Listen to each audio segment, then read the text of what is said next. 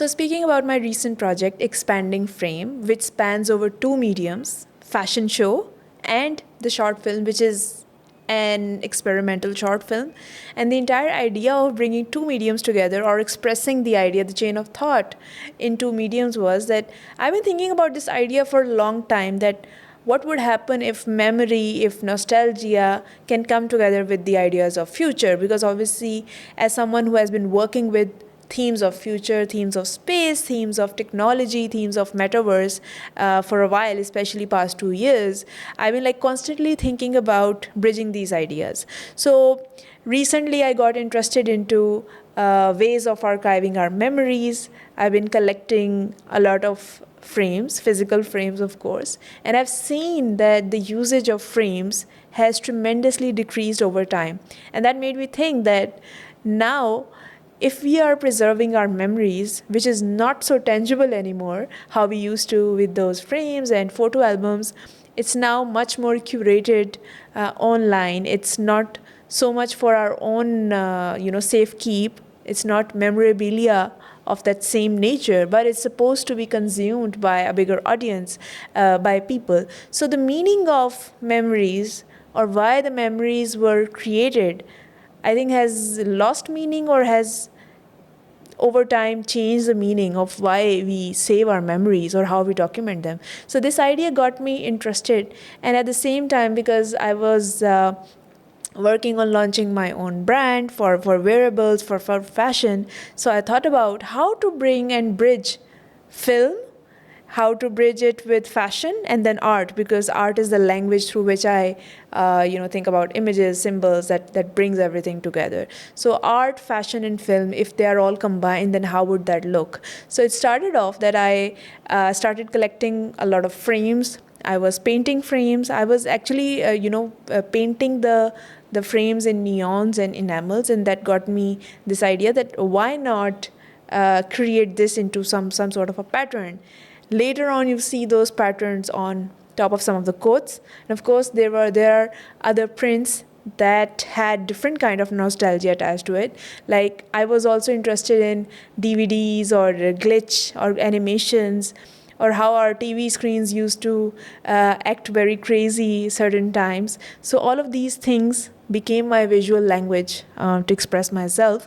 And when I was working on these animation designs, especially when I was just sitting and I was thinking about converting these different elements into print design, I was thinking constantly of the final product, and that made me think. And at that time, I wasn't sure if this is supposed to be translated in some sort of a fashion show. I wasn't even sure at that time. But at that time, I was only concerned about the filmmaking process, or this film, that it has to exist, because I had this idea of how the characters from the future, which are going to be half human, half bots, which you'll see in the actual short film, that they're just in those tiny screens.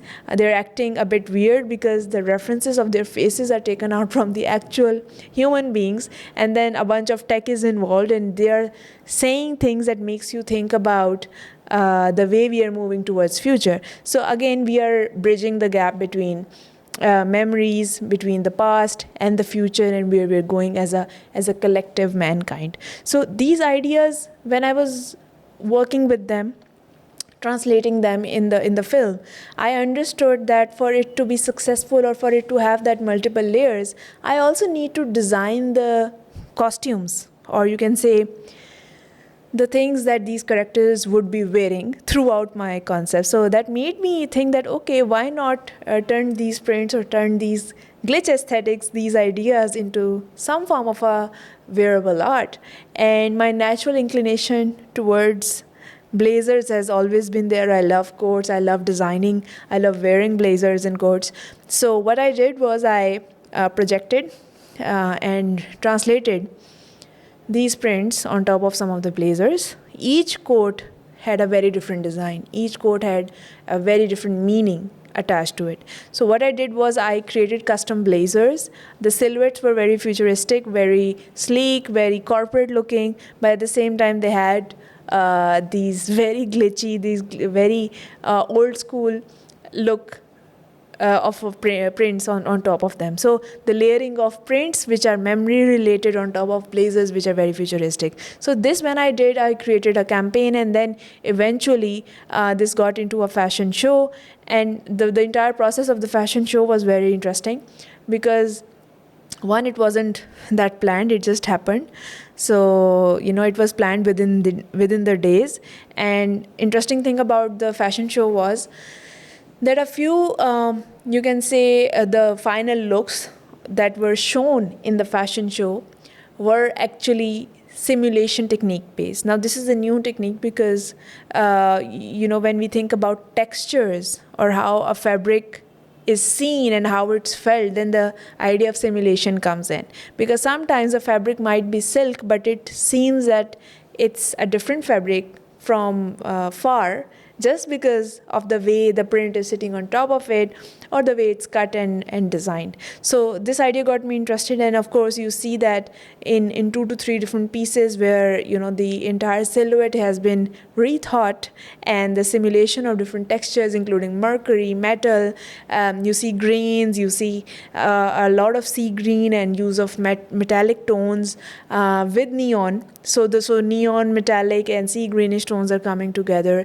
There are few pieces where very old, you can say, images of space in a very sepia-ish tone, you can see, with a retro filter that we used to get in our old CDs or in our old phones. So that retro vibe, that retro filter is on some of the prints that I designed, and it's a very like a space scene, extraterrestrial vibe. So the idea was, again, bridging the space, bridging the future with the memory. An entire process of fashion designing was interesting, because obviously each silhouette is one of one. It's a custom made. It has, some of the pieces has embroidery. We had a bunch of collaborators to bring it to life, for stitching to the embroidery bed. We have Made in Alipur, Berry Blossom, a lot of collaborators. And then the final fashion show, I think models did a great job, because for this fashion show, the entire idea was that their personalities, or who they were, how they carried themselves, was coming through. Because, for example, there was this girl who was wearing the neon green, and I just thought that she should wear this piece because of her glasses and the way she was carrying herself, and I called that look a funky librarian. And all of these characters, by the way, had to carry these frames, and it was a performance as well. So on the day of the fashion show, they did this opening sequence where the performance happened, and that created another layer, because the idea of this frame that is constantly expanding in all directions came to life.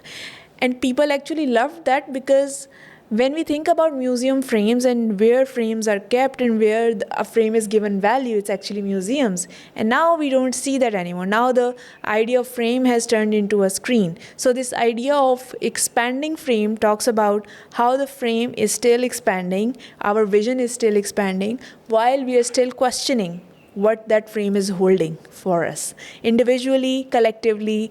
And this question, I think, is I'm constantly thinking about what that would mean in my future works. But this thought, or this visual metaphor, is still in my practice, is still something that I think about whenever I see a personal memory of myself, whenever I'm documenting a personal memory of myself, or I'm seeing someone doing that. So this idea kind of just pops into my head, and I kind of observe this thing. So this idea of expanding frame is constantly there. And my film will release soon, so you'll be able to see this experimental film, which is not so much about the storytelling, or you can say the dialogues, but it's more so about the thought process, and the fact that the viewer should be able to analyze and understand the gravity of situation that we're living in, especially in the world of AI, because the technology has tremendously changed how we see the world, given the overwhelming images that is there bombarded around us. So how do we then respond to images?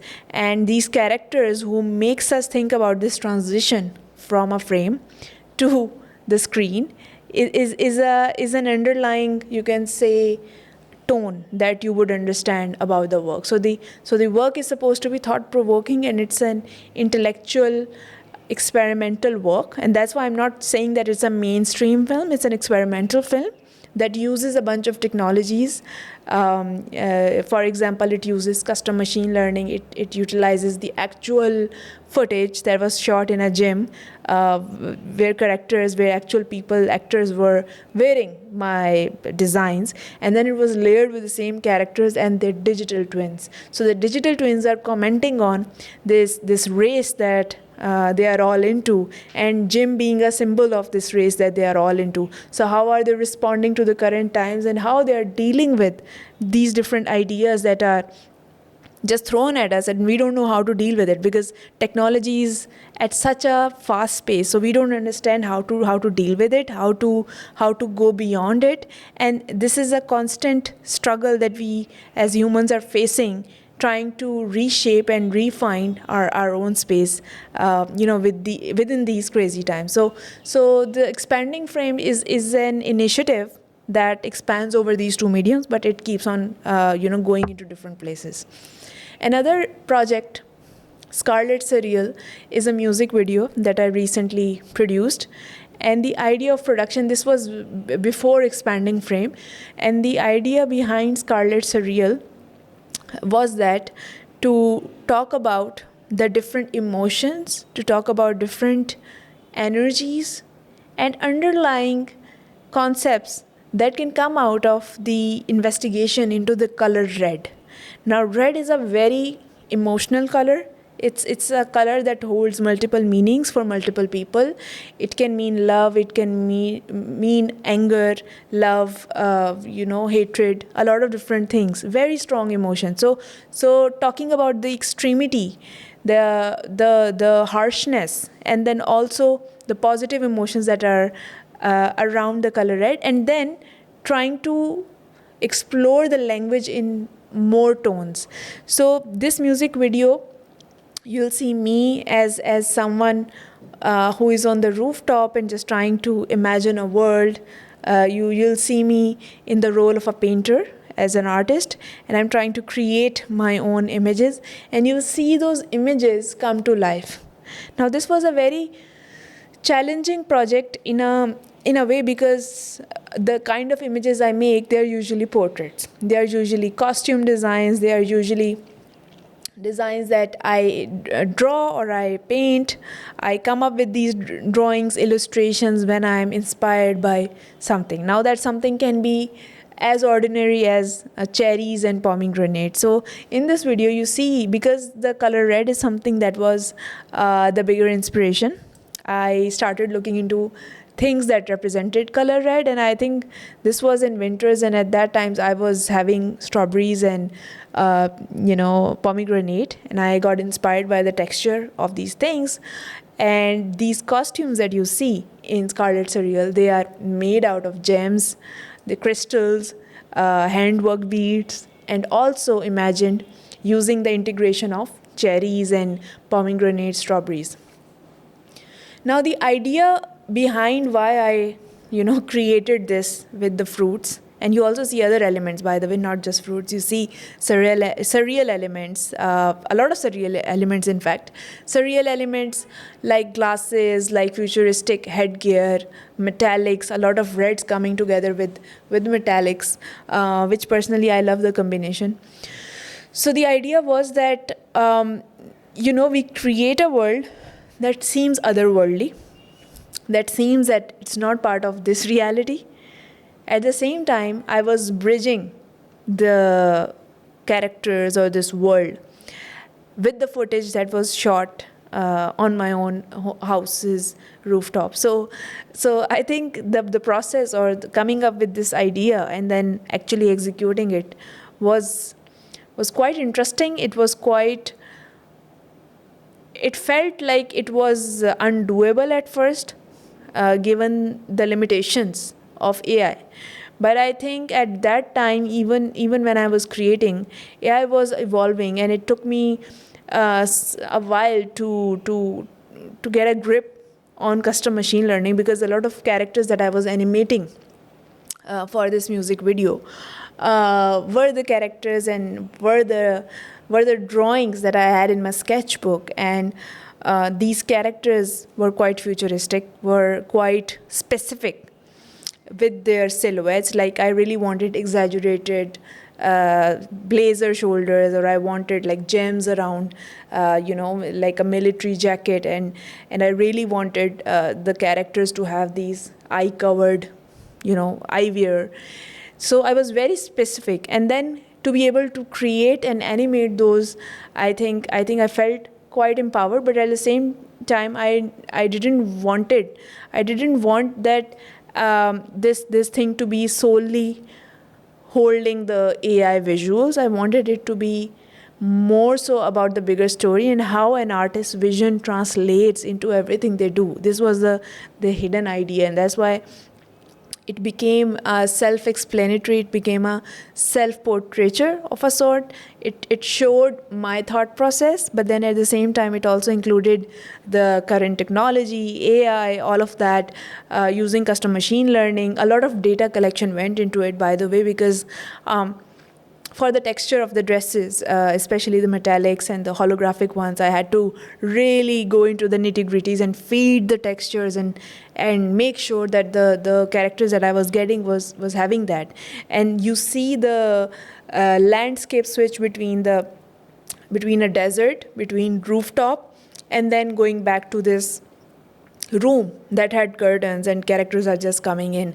So it almost felt like a dark room, a mysterious room where characters are coming in out of nowhere. And I think that created the tension in my work. And also I feel like the music really helped, because the lyrics I wrote way back, I think I wrote in 2018, but only with AI and only with the help of Imad, who helped me put together the different sounds and different music I created together. But yes, I did use AI to create some sound effects and some vocals, given that I already had the idea way back and I conceived the idea way back. It's only now that I'm visualizing it in the form of music video. So I think the process is quite crazy. I don't know how it all came together, but the final product, I think it made sense. All the surreal elements, all the symbols are there, and it created that otherworldly, uncanny feeling while staying true to the color red. And yes, you do see a bit of sea green seeping into, gold tone seeping into, showing how red is being sensualized in a lot of movies with this tango lady, with this red dress and all of that. So the story of the music video is a bit long, because there's like two parts of the video. Half of it is more so around the characters in desert, and they are wearing Eastern silhouettes with the same theme, a bit of organza, a bit of beads, and those characters are then slowly shifting into a mysterious red box where there are red velvety curtains, and these characters are just behaving in a different way. So the music video showcases a lot of costumes. That's why I loved this project, because the idea was that I create something where I get to design multiple outfits.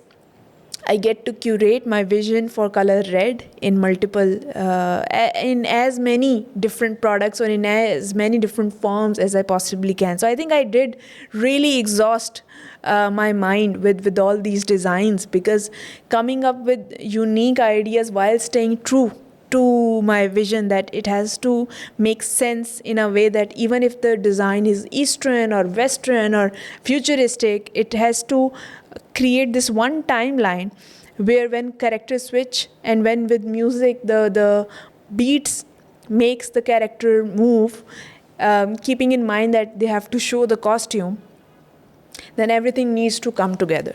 So I think I was quite happy with the result, and then having myself in the edit, I think it created that personal kind of expression for me. So I really loved that part, honestly, because these kind of projects, I think it's more so about putting ourselves out and what values we bring as artists. So that's why I think this was quite challenging for me in a way, but I loved it. And it's similar to the project Shedding Milk in some ways. because shedding milk was more so about color white, and there the approach was that I was inspired by my own dreams. I've been seeing dreams about this mysterious, this strange looking snake on the floor. Sometimes that snake is very small, sometimes that snake is quite big, in relation to the room, in relation to my own proportions. And this is a thing about dreams, that you don't understand certain elements about a dream, but dreams do hold some level of symbolism and meaning in our life. It's supposed to tell us something. And sometimes I used to see a white snake, sometimes I used to see golden snake, and I used to keep a dream journal. So I kept writing about all these dreams. And one day I thought that, okay, let's do something with this information, because I couldn't stop thinking about the snakes and why am I seeing snakes in my dreams. So I started doing the research on the dreams about snakes, and that's interesting, because what I understood was that I actually learned a lot about snakes through my research, because before that I was never interested in reptiles of any sorts. And this actually forced me to learn about this animal. And I learned about the texture of snakes, the types of snakes. In fact, I actually learned about the cultural symbology that is attached to the snake. So in certain religions, it holds certain meanings. In certain religious wise, if you're taking out a meaning about a dream, it means something else. Otherwise, it holds some general meaning. So because this is year 2025 and this is the year of snake and year of said abundance, that it said that this is the year of abundance, it's actually quite strange that I got to work on this idea in this year, and I put it out as well in January. And the idea to use color white for snake was that, one, I used to see white or golden, almost yellowish golden snake, and this is the color palette I kept throughout the music video. Now, white color is a very tricky color. It's something, especially talking from a cinematic point of view, white is a very tricky color. But why I used white, the reason was that when we start painting, we always start with a white canvas. So the reason is it's a pure slate, right? The possibilities are endless. So this was the one meaning. And the second is that I was also thinking about the role of women in general, and what that means. And obviously, when we think about a woman, we think about the idea of nurturing, an idea of milk somehow comes in our mind, the idea of purity. So thinking about all of these different symbols, and milk and white canvas was something that I was thinking about metaphorically. And at the same time, there was this white snake that I was seeing a lot. So I ended up keeping the name Shedding Milk, because if you actually listen to the lyrics of the music video, you see the visuals, you'll understand that even the lyrics talk about the expectations that are placed on a woman, specifically from the region of South Asian area, this ethnicity. I mean, it's globally there, but speaking more so from my understanding and my experience. So South Asian women go through these certain stereotypes, the roles that are expected of them. So all of that became the lyrics. I mean, I'm being very, I think, open, and I'm being very vulnerable at the same time while I was writing the lyrics for the Shedding Milk. And while I was writing, I was having this movie being played in my mind. I mean, I knew exactly the kind of visuals that I wanted, from the snakes to this room or this castle, this otherworldly escape that I created in my music video. The idea was that it should feel surreal, but it should feel like it's being it resonates with all the women of the South Asia, at least, if not others. And of course, because I'm also interested in costume is my language of expression. I mean, even if I'm painting or designing or making films, I mean, I'm always thinking about the silhouette, what they're wearing. And in this film specifically, because the snake was the inspiration, and I was also, again, reading about snake charmers a lot. So what I did was I created 1,000 sketches manually like with my own hand. I was drawing 1000 sketches, and in those sketches I created the dresses with snake skin in mind. Now, this is a very creepy and crazy idea, but I did that. And those 1,000 different sketches, different faces, some were wheeled, some were futuristic, some had skins of a certain sort. So I converted those using custom machine learning and AI, and then those became part of the animated final version that you get to experience in the music video. So, music video is supposed to have all these different features, and then the lyrics for Shedding Milk was also the back score was half AI, half manual. The lyrics was solely me, and it talked about a lot of different dreams that I used to say. Again, lyrics were also coming from these words that I used to pick from my dreams. Sometimes I used to write mid dream. I used to wake up at night and I used to write it in my journal. So it's a very personal work. I mean, I wasn't even comfortable putting it out there because one, it's about snakes. Second, it's about all these different things, all these different meanings, or you can say themes that I haven't discussed in my work, never spoke about. So I think it was a very personal book, but I actually felt relief when I put it out because one, it kind of resolved something in me. When I researched, when I learned so much, and I was dealing with this fear of snake, because in my dreams I used to feel this fear, and I was dealing with this fear while I was working through this. So this project started from a very from a space of fear. This project started from a space of fear, but it ended being very therapeutic for myself, and obviously for others in a way that maybe they are able to resonate somehow.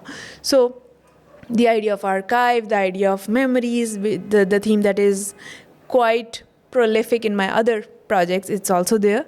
But at the same time, the entire, you can say, visual production or the production design of the music video Shedding Milk is having the language of scales, and I really enjoyed designing all these dresses, bringing them to life using machine learning, data collection, AI, and 3D rendering. So all these different technologies were used to bring it to life. And yes, I had Shees who shot the moments that I was in the studio, and I was in this white dress. We really enjoyed putting those frames side by side, and the idea was to again have a hybrid production. Half of it was shot in the studio, half of it was shot and created in 3D animation and 3D modeling software. So the process was so interesting. I was so inclined towards the nitty gritties of the scales and how to push the limit of scales as a language to design the dresses, because I had to stay with the color white. Secondly, it had to look very snake skin like. So those two things were my limitations, and I think I pushed the limits while I was creating these different designs, and I really enjoyed it.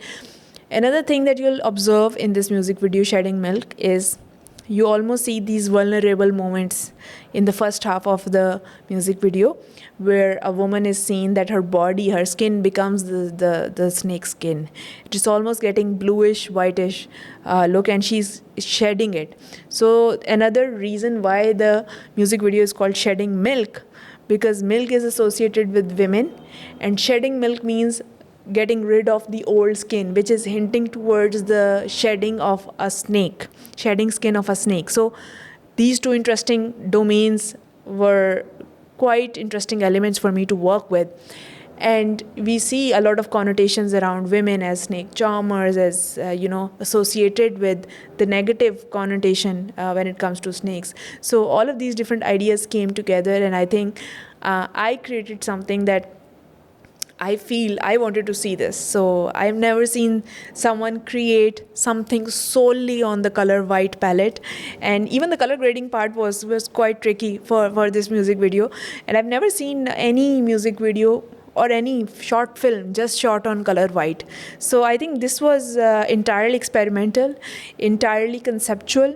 And it's not supposed to make sense to everyone, but to people who love that level of detailing and layering. So white color, in a way, it helps us see things differently, because obviously there's this snake skin, there is color white. It's a very tricky color, because color grading for such a, for such a color, it's quite hard. But I really enjoyed it. It made sense to me. I mean, for viewers, I think it would resonate, because one, it's color grading wise, or the color wise, it's a new approach. I've not seen anyone do anything similar when it comes to the usage of color white, and solely dependent on color white for their production design. So this was very challenging in its own way, given the color and its technicality, its theme.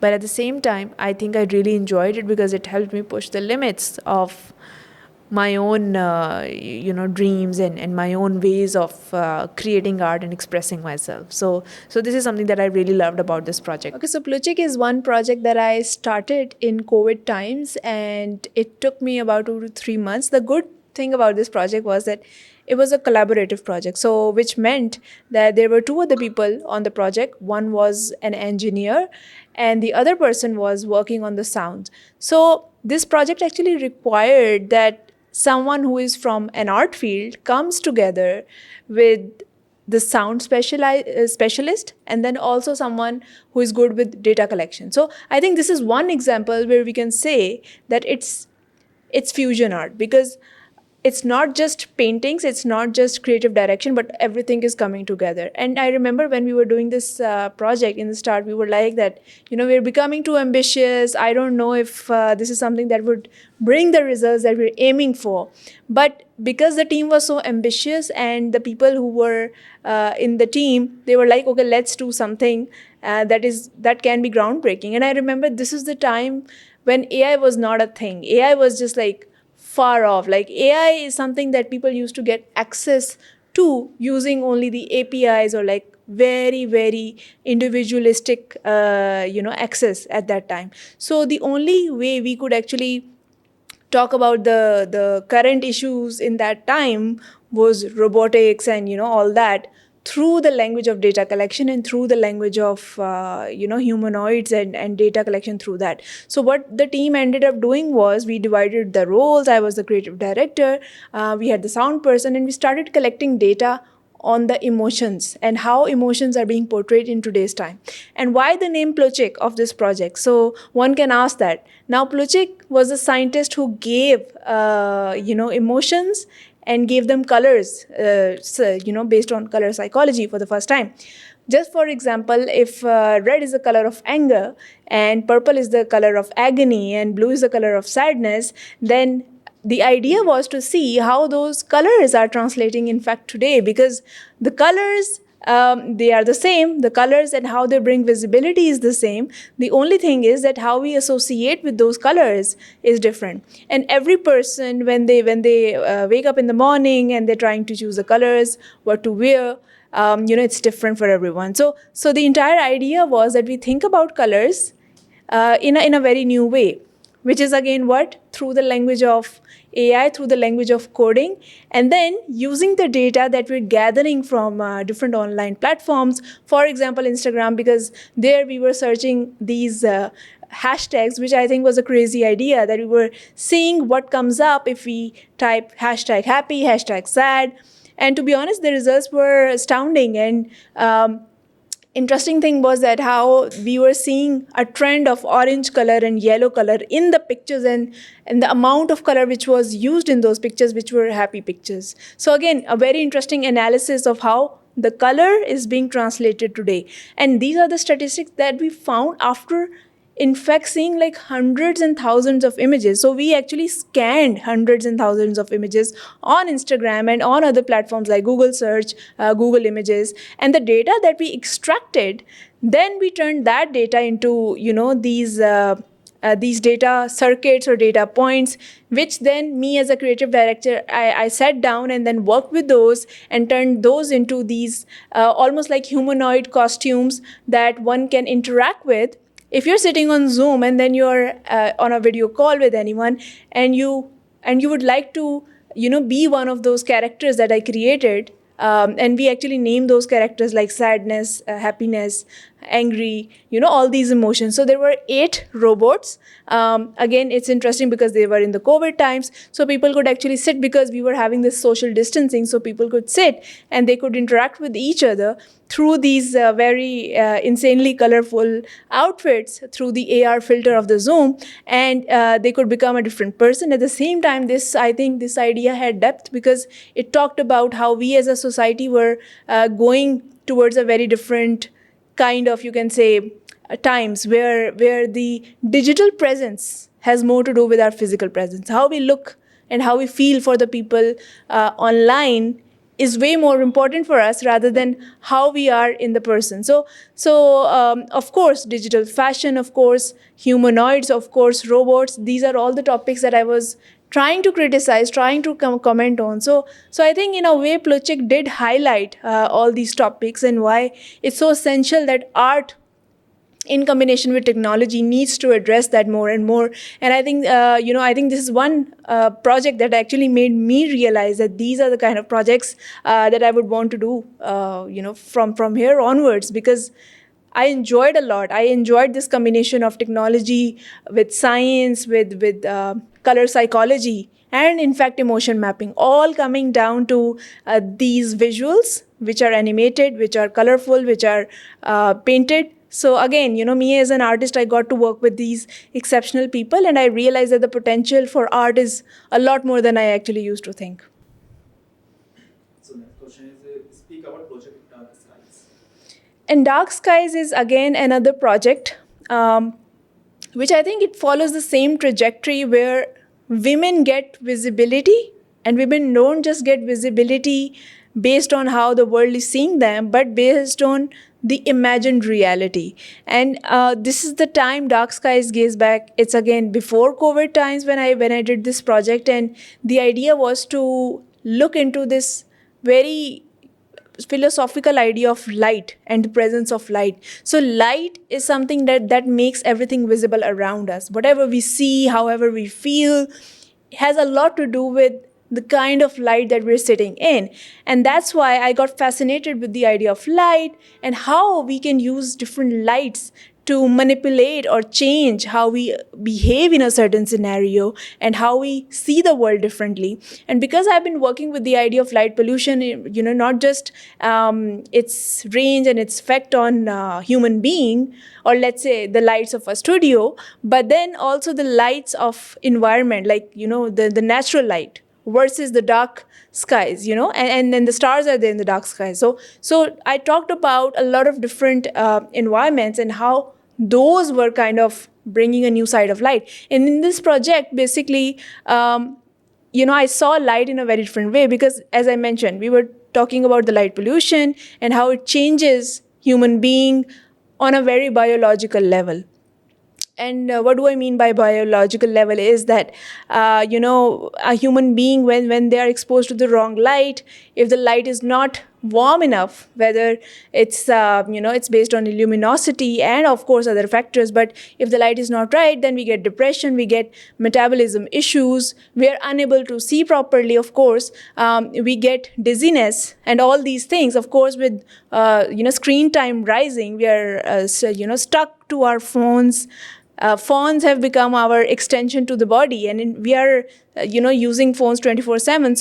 So what happens is that our eyes cannot adjust back to our normal way of life, which was just that you're sitting and you're being in a natural environment where you're letting the sunlight in. Now that bit has decreased to a level which is quite dangerous for human beings, because we are not designed that way. So these are the facts that I was looking at while I was working on the project Dark Skies.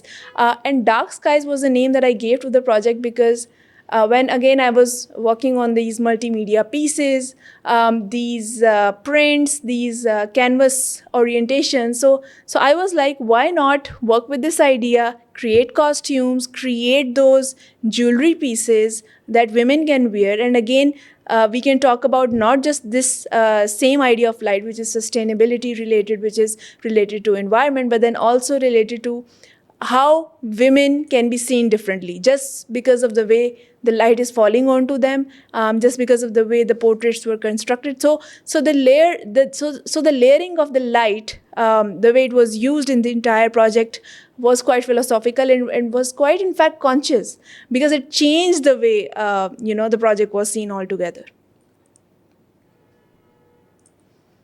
The next question is, speak about how biological can be linked to ideas of visibility seen in your tumor cell art. Okay, so again, because my art is hugely inspired by a lot of biological references in general, this is one piece that I did researching a lot of cancer cells and a lot of tumor cells, in fact, to be very specific. And these cells, because they appear very different on a microscope, and based on the level of microscope and its range, these cells can become something entirely different, right? And this was something that I really got fascinated with. I think it talked about how a human body is not completely seen at any point in time, and this was the idea I started to work with. And for that, what I did was I collected a lot of data on just the way cells behave under a microscope, especially electron microscope. This is when, again, electron microscope was the best microscope available for the best kind of resolution. So I was visiting labs, I was seeing the archives online, and I was seeing how different kind of cells behave under microscope, and in fact with different kind of chemicals when you place on them, then how do they behave.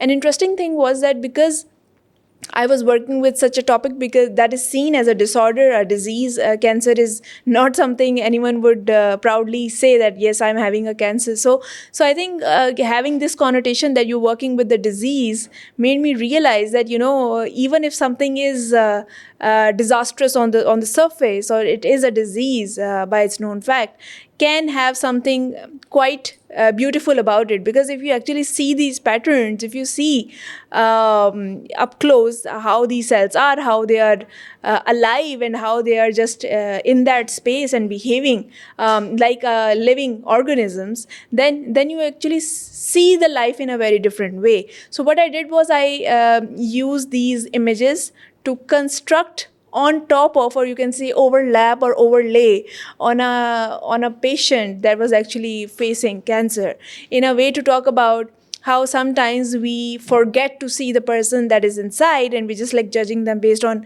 where they are. And in fact, we as human beings have this tendency to judge ourselves based on, okay, if we are having a disease, then we can't actually perform on a lot of life's issues, or we cannot be at our optimum just because we are facing a health crisis. And I think this was a reminder for that person who I actually created this for, that sometimes the hidden things, or hidden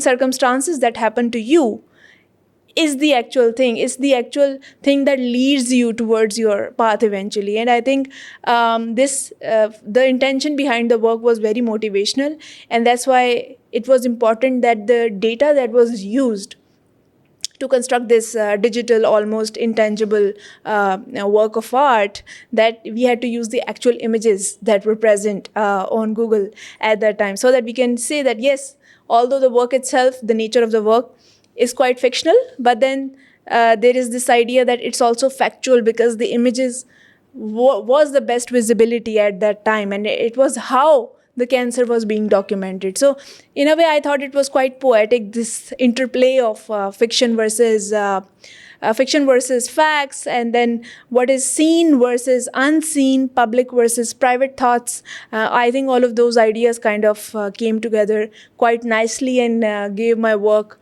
a very different kind of a direction from there onwards. How do you prototype your future self instead of just manifesting? So how do you prototype yourself instead of future manifestation? So I think it's a great way to just go around this idea of manifestation, and why we should not think about this ultra realistic visual of how you want to be seen, as the only form of manifestation. I think visualization has a lot of layers altogether. And the best way to go about that is that you don't just see this outcome of you that exists in the future that you want to see of yourself. This is not how our brains are supposed to manifest something. The way it works is that you actually manifest a prototype instead of that final image of yourself. And how one is supposed to do that, the way you do it, it's you train your brain into thinking not just the good side of that. For example, if you see yourself at a certain point in time where you have a successful business, where you are someone who is achieving all your dreams, all your goals, but you're skipping all the hard times, all the hard facts, all the struggle period of that whatever goal you're trying to achieve. So with that, what's going to happen is that you're not prepping your brain, you're not prepping your mind in that very body which exists in the future. So how you do that? The only way to do that is you also prep your mind for the worst. It's not negative thinking. It's about prepping yourself so that when your mind rehearses, half of the work is already done. Then you're not putting yourself to doubts. You're not saying that this is something that I had no clue about. This is something that is a new struggle, so I'm unfamiliar. So let's quit now. So when your mind is familiar with the unknown, and when your mind is familiar with all the possible things that can go wrong, but still it has visualized the final outcome, then it becomes much more easier for you to reach there. And then when you have done this work, when you have given your mind this space to have the cohesive picture, to not just have all the pretty side of it, but then also what was ugly during that journey for you to sacrifice and to reach there, I think this is where the manifestation actually starts to happen for you. And there's no other way to go about it, because the true manifestors, especially people who are good with visualizations, are the people who have visualized the entire thing. They have visualized their outcomes over and over again, and until it feels so natural that you don't have to rehearse anymore, and it has defaulted in your reality. And to be able to reach to that, of course, there are a lot of things. There are a lot of the times when you have to redo your entire picture. You have to redo on the entire way you see yourself, and the understanding of yourself, because it has a lot to do with your identity in general. So it's always good to have the two sides of your manifestation. Do you see visualization more as a wish list or as a usability test for real life? Visualization is more like a usability test. It's not the end product. I think this is one thing that people actually don't understand, because visualization is something that it's such a powerful tool, and for anything to manifest, we should understand the power of visuals. Visuals have power to change how you see something entirely. Visualization have the power for you to plan something in future, whether it's a sketch, whether it's a dress, whether it's a house, whether it's your own life, whether it's the way you see yourself. Anything can be designed from scratch. And the way you do it, the first thing that you have to do is you have to get inspired by something. If you're not inspired by something, you will never think about how you are going to create your version of it. So first of all, you have to be very much inspired by something. You have to know what you like, what resonates with you. Once you know what you like and what resonates with you, then the second step is that you start to bring into question whether this is something that you would like for yourself in the future. And once you have the answer for that, which most of the time you do get that, because obviously this is why it was resonating with you on some level.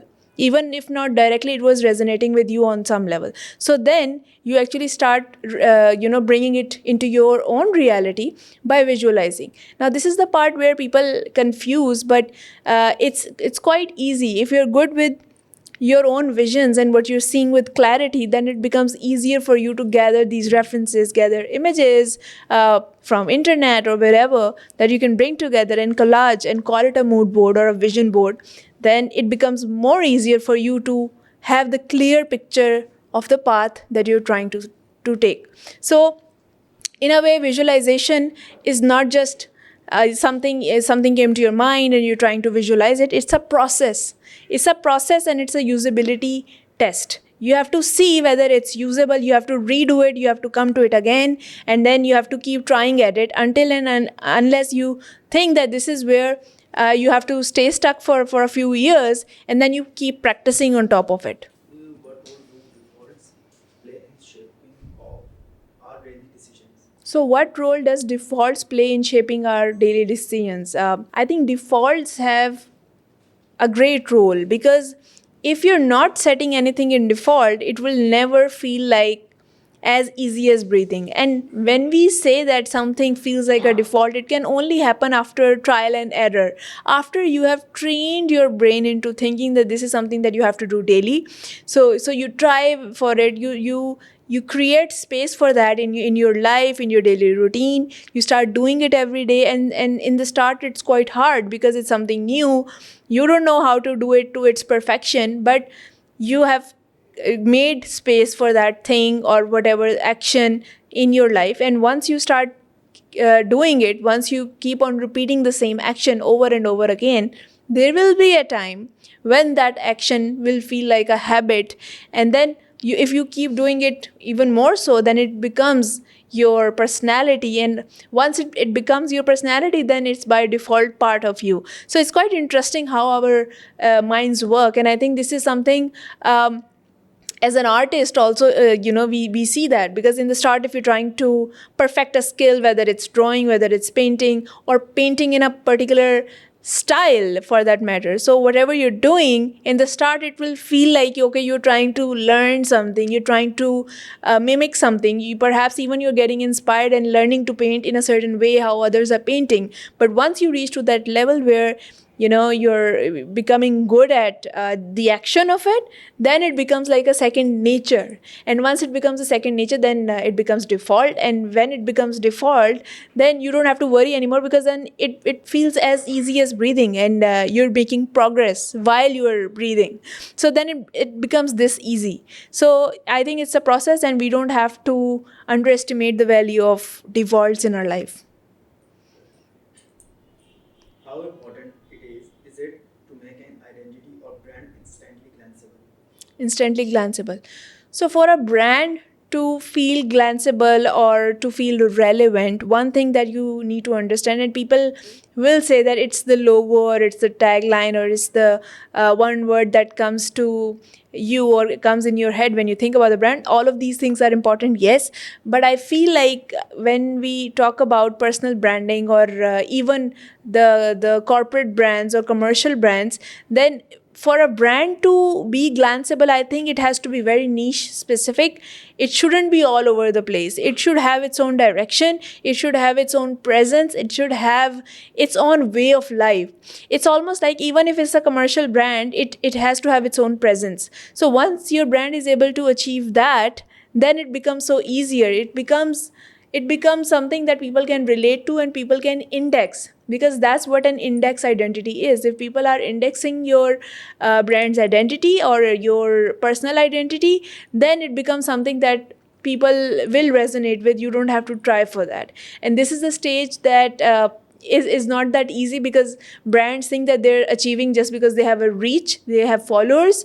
Branding and this identity indexing is something that is way deeper, and it can only be achieved if you are being very true to yourself. You are not trying to please to everyone and doing the next trend or whatever. You have to keep at what you are good at, and you have to be true to who you are and what are your skills and what are your strengths. So once you do that, then you are completely aligning with the niche. You're completely being very specific, and once you are specific, then the results show for themselves. So this is the power of niche specific effect in any kind of brand. Can attention really be trained like a system? Almost like a product manager. दोबारा बोले. Can attention really be trained like a system? Almost like a product manager. So in today's time, attention is the currency, and wherever the attention goes, money flows. This is something it's a new way of living, but we can't deny it because the world that we are operating in, it behaves the same way. And of course people see what's the reach, what are the numbers, how many eyeballs do I'm getting for this kind of content and so on. But I think one thing to remember is, for this kind of thing, is that attention comes, it can come fast, but it can also leave you. So if you're not being consistent with the attention that you got, most likely what's going to happen is that you're going to lose that attention. And if you get attention, it can be luck, it can be because your content or your story or whatever you were putting out, it did resonate with the audience, and that's why it was getting the attention, or perhaps it was the algorithm push. Whatever the reason might be, if you got attention, the bigger task is to keep the attention. I think this is where we think that we can, if we expand on other things, then our scaling up or branding can grow from there. However, it's the opposite. Once you get the attention, the task should be to retain the attention, firstly. Secondly, to scale it up. So if something is working out for you, you should scale it up and think about ways on improving that, rather than becoming a jack of all trades and doing 10 other things just because you have a reach. I think it's so important to stay within your niche and then expand very consciously. So for example, if you have a niche of art, then you can expand on fields. Of course, you can perhaps expand on tech, expand on music, expand in fashion. It has to still make sense, and there should be connection. So if you're losing on the connection, then the questions that arise, even without you asking, for the audience is that perhaps this person doesn't know what they're doing, and it feels like they're quite out of their own path. So to avoid that, the only thing is that you stay true to yourself, true to who you are and your vision, and don't get distracted by a lot of noise that is around you. So all of that noise just creates just meaningless struggles for you. So and this is where again the vision board, or this is where the visualization becomes more and more important for us. How do boundaries and saying no amplify the right opportunities? So we think that as artists, as people who are influential in our domains, we can't say no. However, if we say no, this is where we bring the strength to our things that matter to us, and it actually says yes to all of that. So in a way, if we are saying no to something, it is bringing a lot of yes to our actual thing that matters. So never think that saying no can bring issues, or it can bring lesser work. We live in a time where opportunities and abundance is everywhere. We need to be very mindful with the kind of things that we're doing, and therefore quality over quantity should be the mantra. We should not think about doing 10 things, but rather think about doing 2 things in the best way possible. And that can again only happen if we say no to the noise, and if we stick to our yes, and stick to what we are truly meant to be doing. So I think given the times that we're living in, a storyteller never dies. A storyteller is there. I think their role will never be shifted by AI, considering that the very idea why stories are created and why they are told, humans need that. It's for the humans. So it's not like we're going to create great stories and suddenly AI is going to consume the content. AI can never feel the way human does. So I think the question more so would be that how, in an age where AI can help us create stories, and of course AI is readily helping us with not just the creation part, but then also the editing part, then how can human beings respond to those stories? So I think this is the question, and I think a storyteller by heart, a person who is great at telling stories, a person who constructs stories, observes the stories in his own life, and then create a bigger story for people to see. I'm talking about filmmakers, writers, artists. So I think it has nothing to do with them. They have that passion, they have that observation, human observation, and human observation is not going anywhere. And considering the fact that human observation is such a unique thing, It can be a simple scene, but one human sees different thing, another human sees something else. Now AI cannot see that because AI doesn't have a soul or a heart. AI can only look into data archives and codes and can run on multiple algorithms to see what is available already by those human beings in those archives, and then can construct something entirely unique, which, if you actually think about it, it's not that unique. It's just like a cut, copy, paste of a lot of different things coming together in the form of a collage. So you can say that yes, what AI is doing, it's a collage of different thought processes, different human beings, and what they thought about certain things coming together. But AI is not creating something out of scratch. And since AI is unable to do that as of today, so we can say safely that human beings cannot be taken over by AI or robots or whatever. So, in your opinion, it's the emotion that AI can't really add. So, what do you think a storyteller really adds something that and the AI can never take over or compare to? So, because AI, as I said, it's so good at just writing, it's so good at creating perfection. I think it's missing on the errors. AI is very bad at keeping that human touch. AI is so bad at bringing that human element or that mistakes that makes us connect with something and say that, oh, this was made by a human being. And the more we're reaching towards perfection, whether it's a perfect script, whether it's a perfect email, a perfect contract, or in fact a perfect design, because I'm an artist and designer, so even a visual, when we seek the perfection, I think that the rawness, the strokes, the loose lines, they become more important. They become more important because they are a reminder that we are human beings and we crave that human touch in whatever that we see, in whatever that we feel. And of course, the paintings, that's why they hold such importance, because even when the camera came with all the new technologies, new equipment that we're now using in the name of art, we have still decided that paintings need to coexist, and there is a reason. Because what paintings bring to the table, photography can never do.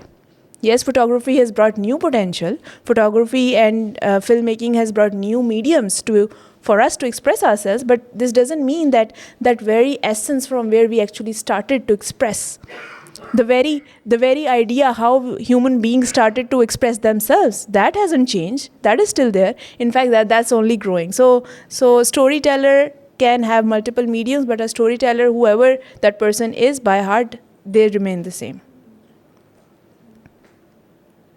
Do you think emotional nuance or lived experience is still central to storytelling, even when it comes to AI?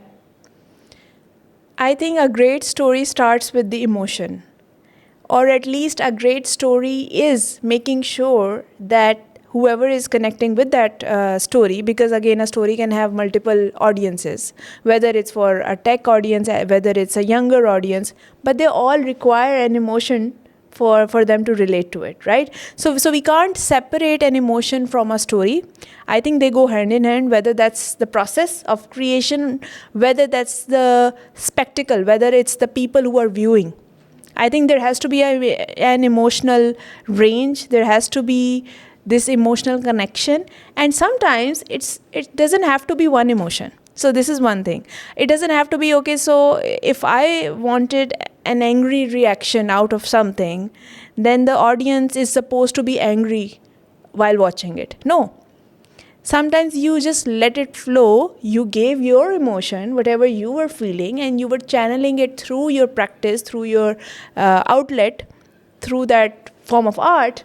But doesn't mean that your audience needs to be reacting on that work of art in the same way. They can have their own emotion. And for instance, just to give you an example, if you created something out of anger, it might be even therapeutic for yourself, because you were pouring in the anger, but it doesn't show on the canvas. Maybe it's so colorful. And in fact, the audience that sees, they don't pick on your anger. Right? So the process of human creativity has a lot of emotional ranges. And emotion mapping, that's why it's so important. How do we map our emotions? How conscious we are about our emotions while we are creating constructing storylines, while we are talking about a character's journey throughout a film.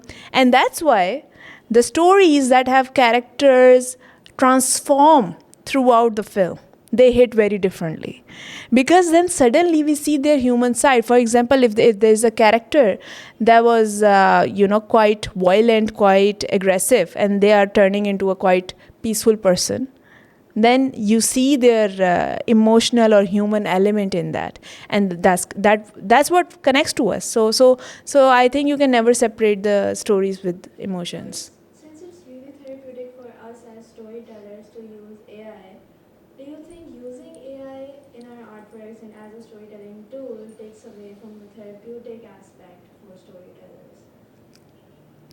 Yes and no, because I think it cannot, because again, if we are using AI, why do we use AI? Who are the people who are using AI? Those are the people who might not possess the skill to draw, for example. Because someone who likes to draw, even when they're creating something with AI, they will have this urge to go and fix it. And I have experienced this myself. I will not even find that perfect. I will go and I will try to fix just to bring my own touch to it. Perhaps it's just to bring my own touch. Perhaps it's just to add that one thing so that I can say this is my work of art. I don't know. But you are never satisfied. And therefore, who are the people then who are using AI? They don't have the skill. So I think it can provide them therapy, because suddenly AI is giving them this extra outlet to express themselves. Before that, they didn't think it was possible to create their imagined realities as a physical reality. So I think in that way, I consider AI is such an empowering tool for people who might not have the limbs, might not have the hands to do the job, right? Okay, and another example is if someone is blind, they can't even see the world, right? They have thoughts, they have imagined things. How do they express themselves? This is AI is just bridging that. AI is bridging a lot of people who are having these kind of reality, and there are so many people who do face that. So how do they connect with the world? How do they express? So I think for them it's therapeutic. How can storytellers guide or shape the narratives that AI produces instead of just reacting to them? Dubara? How can storytellers guide or shape the narratives that AI produces instead of just reacting to them? I think storytellers can do their job. I mean, to be honest, storytellers have a very specific role in all of this, right? If a storyteller is using AI, for example, just to iterate an idea, just to say, okay, let's brainstorm on this thought process that I had, let's see the potential of it, right? Then it's fine. They can sit, they can browse 20 different ideas, but at the end of the day, you as a human being are going to choose one out of them, or perhaps ask 20 more ideas. Now this is your human brain that is curating thoughts. You are the curator now. So it's not this idea that suddenly your work is being done. What you have to see is a more of a leadership role. Now you have a leadership role, in the sense that you think that there are 20 people who created 20 versions for you. There is a team who did all of that for you, and you as a person who is going to take this idea forward, which one would you prefer to choose, so that then you can move forward from that. It's not more so, okay, so AI has done the job, now my work is done, and whatever was created is good enough. No, it's never good enough. You can always improve on it, and that's your job, and that's your decision. So don't lose the power, where you are the decider and where you have to make the decisions of whatever project, whatever thing that you're doing. The decision still remains with you. AI is just cutting out all the trash work for you, and it's just helping you, fast forward on the brainstorming, mind mapping. Sometimes, a lot of different things coming together, because decision making is hard. So it's just cutting out all that thing so that you can focus more on your real project. But since AI is entirely artificial, do you think the audience struggles to connect with something that's entirely AI made instead of that's something that's entirely human made, do you think it's possible to still connect to that piece of work when you know it's AI? I think it depends on how AI was used. See, if there is a work of art, if there is this video or film or whatever that was entirely done with AI, right? And it shows that it's done with AI, then even while you're watching it, if even if it's a good piece of work, somehow it would trigger you that okay, this is AI. Like this would be the first thought that comes to you. So you can't connect further with it because you know there was not a human being that made it. Even if it looks so nice, even if the visuals are appealing, even if you have all those elements, the cinematic going on, there is fashion, there is lighting, there is curation, somehow you are unable to connect. So I think it again depends on how how it was directed. The process matters. It's not just that the fact that okay, you use 3 AI tools and you've created something. It depends on the fact that whether it was hybrid model, whether it was done half actual production and then half was taken to AI, whether it was done in a way that there was a green screen and then you shot something and then there were AI visuals layered and then perhaps it was animated so gracefully that you can't actually tell where the AI started, where the human usage ended, and it's blending so naturally that you are not focused on the technique, you are focused on the story, you are focused on what emotion that story is bringing. And then I think that is a successful work of art where you can't actually tell whether it was AI or not. It's more so about the story. And I think if you can pick on that, whatever you are viewing, and you can actually try and test it when you're viewing any kind of content online, and if you think that it's grabbing your emotion, and it's not making you think whether it was done by AI or human, then I think that is a successful work of art, whether it was completely done by AI or whether it was completely done by human. I think this is the important bit. And therefore, again, we as storytellers come into play. So there was a lot of outrage, especially for Hayao Miyazaki. उसके जो काम को लोगों ने काफी compare किया था with AI. Do you think the same goes for animated films? I mean, it took so long to make a single animated film. Do you not think the time that it took has more value than something that can be created with AI, even if it's the same thing, even if it can be replicated that easily and maybe even better? So with current films, the way animation is being done, we have seen in Pakistan Glass Worker, it took them many years to come to that point where they decided to work on a hand made film, and then they did it. Usman's vision, I spoke to him about that. And then also keeping in mind that how Japanese animation has flourished, anime has flourished. We have seen certain styles in animation evolve, right? And if you go and study the history of animation, there was a time when even the way each frame was done, it was hand drafted. There was no tools for animation, and it was all done through very analog equipment, right?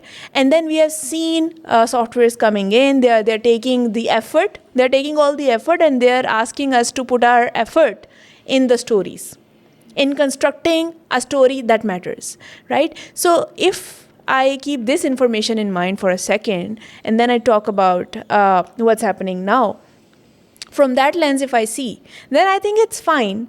It's fine. I'm fine with the fact that if AI can do all of that, right? Then the thing or the question or the bigger thing is, then how do we bring value through our process? So let's say if my animation is still, if I decide that no, that I still want to work on an animation where each frame is going to be hand drafted, handmade, I don't want any AI, I don't want any machine, then where does it stop? Are you saying that you're also not going to use softwares for the edit? Like where do you draw that line?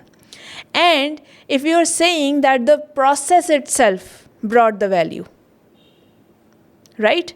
Then are you saying that based on the story and whatever thing is happening in your film, that is not the greater purpose, but the process of making it was the greater purpose? I mean, that's the question mark. And again, another question that can arise from this is that during all this, The bigger challenge here, I think, of today's time is that how sustainable you are. Not only in the fact that which equipment or which tools you are using. Of course, you have to count the entire carbon footprint, not just the carbon footprint which was done through an AI software, but also count the carbon footprint in general while creating any work of art. Through the process, like what was the equipment, how much energy has been used, how much waste was produced, how to recycle that. Like, if you're not conscious about that in your project, and this thing, people have now more consciousness about this in the textiles industry, not so much in film industry. So people just attack on AI, saying that, oh, the carbon footprint is coming from AI. I agree, but again, are we counting the entire carbon footprint, or are we just counting the little usage of AI perhaps that you did, and you're saying, oh, that's why I'm not doing it. This is not a good enough reason for me. So we have to be very mindful what we are trying to say. And we have to think today, how can we bring value? What does value even mean? How do we define value today? Because today's definition of value is quite different from the definition of value that we used to have in previous times. So I think the times have changed, and so has the definition itself. So we can't really say it. It depends on a lot of different things. But how do you think we can create a balance between only using AI for the technical aspects in film instead of relying on AI for everything and using it to brainstorm ideas as well? I think when we start relying on AI for that as well, we tend to start relying on AI for stories as well. So how do we create that balance? We don't have to rely on AI ever. Just like how we don't rely on our camera.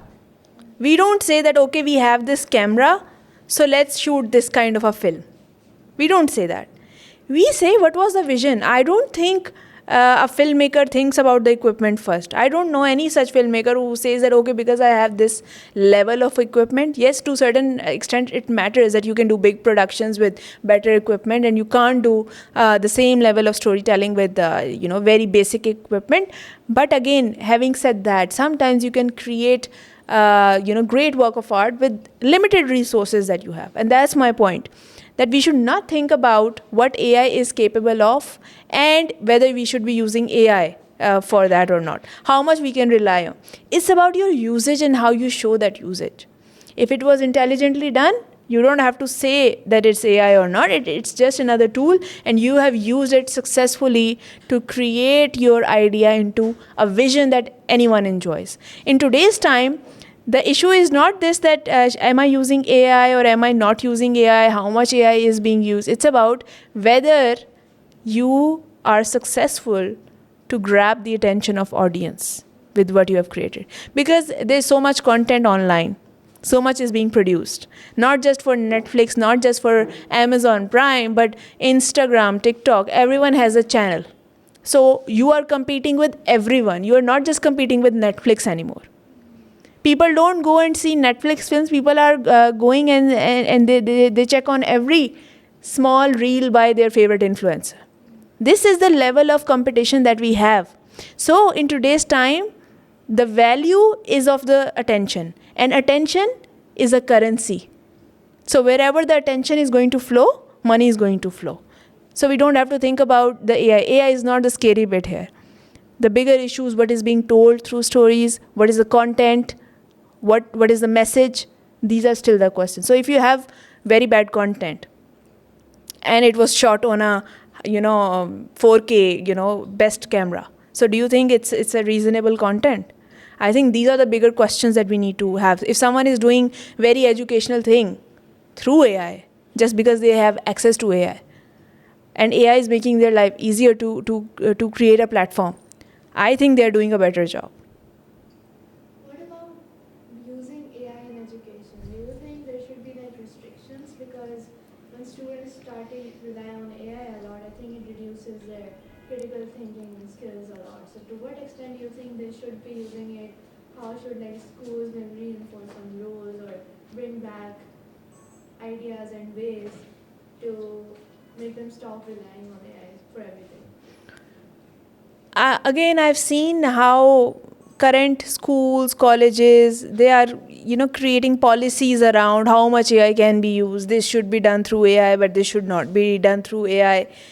Again, maybe they can have a different strategy, but I mean, I think that universities especially, because that's where students are working on their research papers and dissertations and bigger projects, which are much more serious. I'm not saying that younger students don't do that, but my point is that you should allow them the usage of AI, but we're living in an era where, the people who know the most are not going to win anymore. There was a time for that, and that we have passed that era. People who know the most doesn't matter, because education, knowledge is accessible, is everywhere, and it's abundant. You don't have to search that archive to find that theory anymore.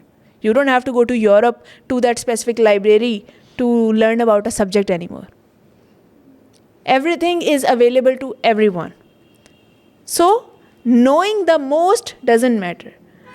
Knowing what matters, when it matters, is the question.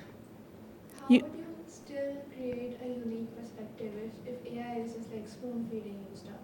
If you're just told, oh, this is the perspective, this is one perspective, I don't think you'll get the same time to construct an original perspective on, let's say, a novel or a film the same way. So AI, and this is one scary bit of AI, that it's creating a lot of information at such a quick pace that somehow the original information, the original thought process of people are getting diluted in the way, right? So we can't actually do the demarcation where there was an original information, and now where the information coming from AI is coming and mixing everything, right? Because I see a lot of mix online. Like, even if you search actual research papers, what shows up is people's public ChatGPT feeds. And I mean, someone needs to go and speak to these people that, hey, if someone is trusting you with their thoughts, come on, at least not put it out, right? But OpenAI keeps on changing their terms and conditions. So, I mean, it's on their white paper, but they're already, updating it each and every time. And that's a separate debate entirely. But my point is that for students, now the important skill is, in class, they need to be taught adaptation. They need to be taught how to construct an argument in a small time frame. I think this is one skill that this generation needs. They are unable to do it. They have zero coping mechanisms. When they are given a stress, they fail. They struggle. So I think these are the core skills which weren't even taught to us in our generation.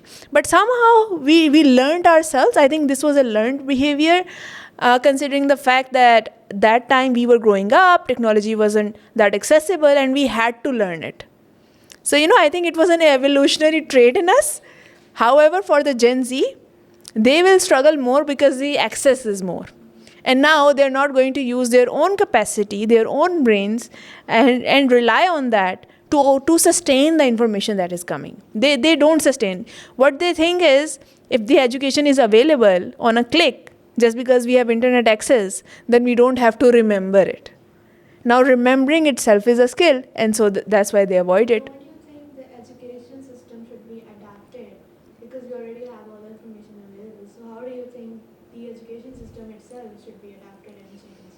I think education system needs to just accept the fact that we don't need to learn for the sake of learning anymore.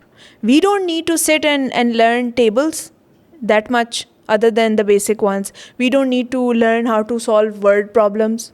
We don't need to sit and learn these organic chemistry equations anymore, right? That knowledge is available if someone wants to do it. They have a DIY project, which is hardly the case most of the time, because not the rest of the students are going to take chemistry, right? Except for a few who might become the scientist in, whatever chemistry they are doing. So a lot of the way education is being taught is redundant. And therefore, I'll come back to my point, which is the core skills: critical thinking, basic learning, human brain cognition. We have to activate these centers somehow. They should not be passive. And if they are passive, then, the bigger concerns arise. then students cannot actually deal with the issues of their real life. And real issues like, families, their work life, their ambitions, their vision, they actually fall behind on those because they are unable to construct a plain sentence in their mind regarding that. They don't have the critical thinking to criticize their own thoughts, to say, okay, this is not a good idea, let's do this. To say that, okay, I thought that this was doable, but now it's not, so, oh, it backfired, so I can't sustain anymore, I'm having depression. They don't have a coping mechanism. And that's highly because of the use of technology, not just AI. That has a lot to do with mindless scrolling that we do every day. That has a lot to do with things readily available to us. That has a lot to do with a lot of choices that we have now. The more choices that we have, the less we have to think. And the more choices that we have, the lesser time we have to give time to each thing, which means we get bored more easily. So in a time where everything is available, we still get bored. We think that we don't have enough stimulation and we want now something new. This idea of something new, in previous generation, if they had what we had, which they do now, so their reaction to and their relationship with technology is not that bad. How much we are suffering, like the current generation and Gen Z, how much they are suffering. Millennials didn't suffer like that. They didn't rely on the evolution of technology. We are relying on technology, and that's why this is so dangerous for a human brain, because human brains are designed to live very naturally. To even when the times are not right, even when we don't like something on a TV, we need to sit and we have to watch that because there are not many channels there. But now we just open our phones and there are endless channels. So why should we sit in front of a TV? How do you think students should approach learning now that we have access to AI? We have access to everything. From the past, we have books, we have AI, we have everything. So how should we keep a balance to make sure we are actually learning and not just memorizing for a single test, which will forget all the information afterwards? And how should it be different regarding different subjects? So someone who's studying to be a doctor versus someone who's studying to be a filmmaker, how do you think that should be different? So in a time, again, when everything is available, education system needs to encourage students early on in their lives to find what they want to study. There is no point in wasting time. And studies show that a human brain develops by the age of 7 completely. And we think that a 7-year-old doesn't know anything.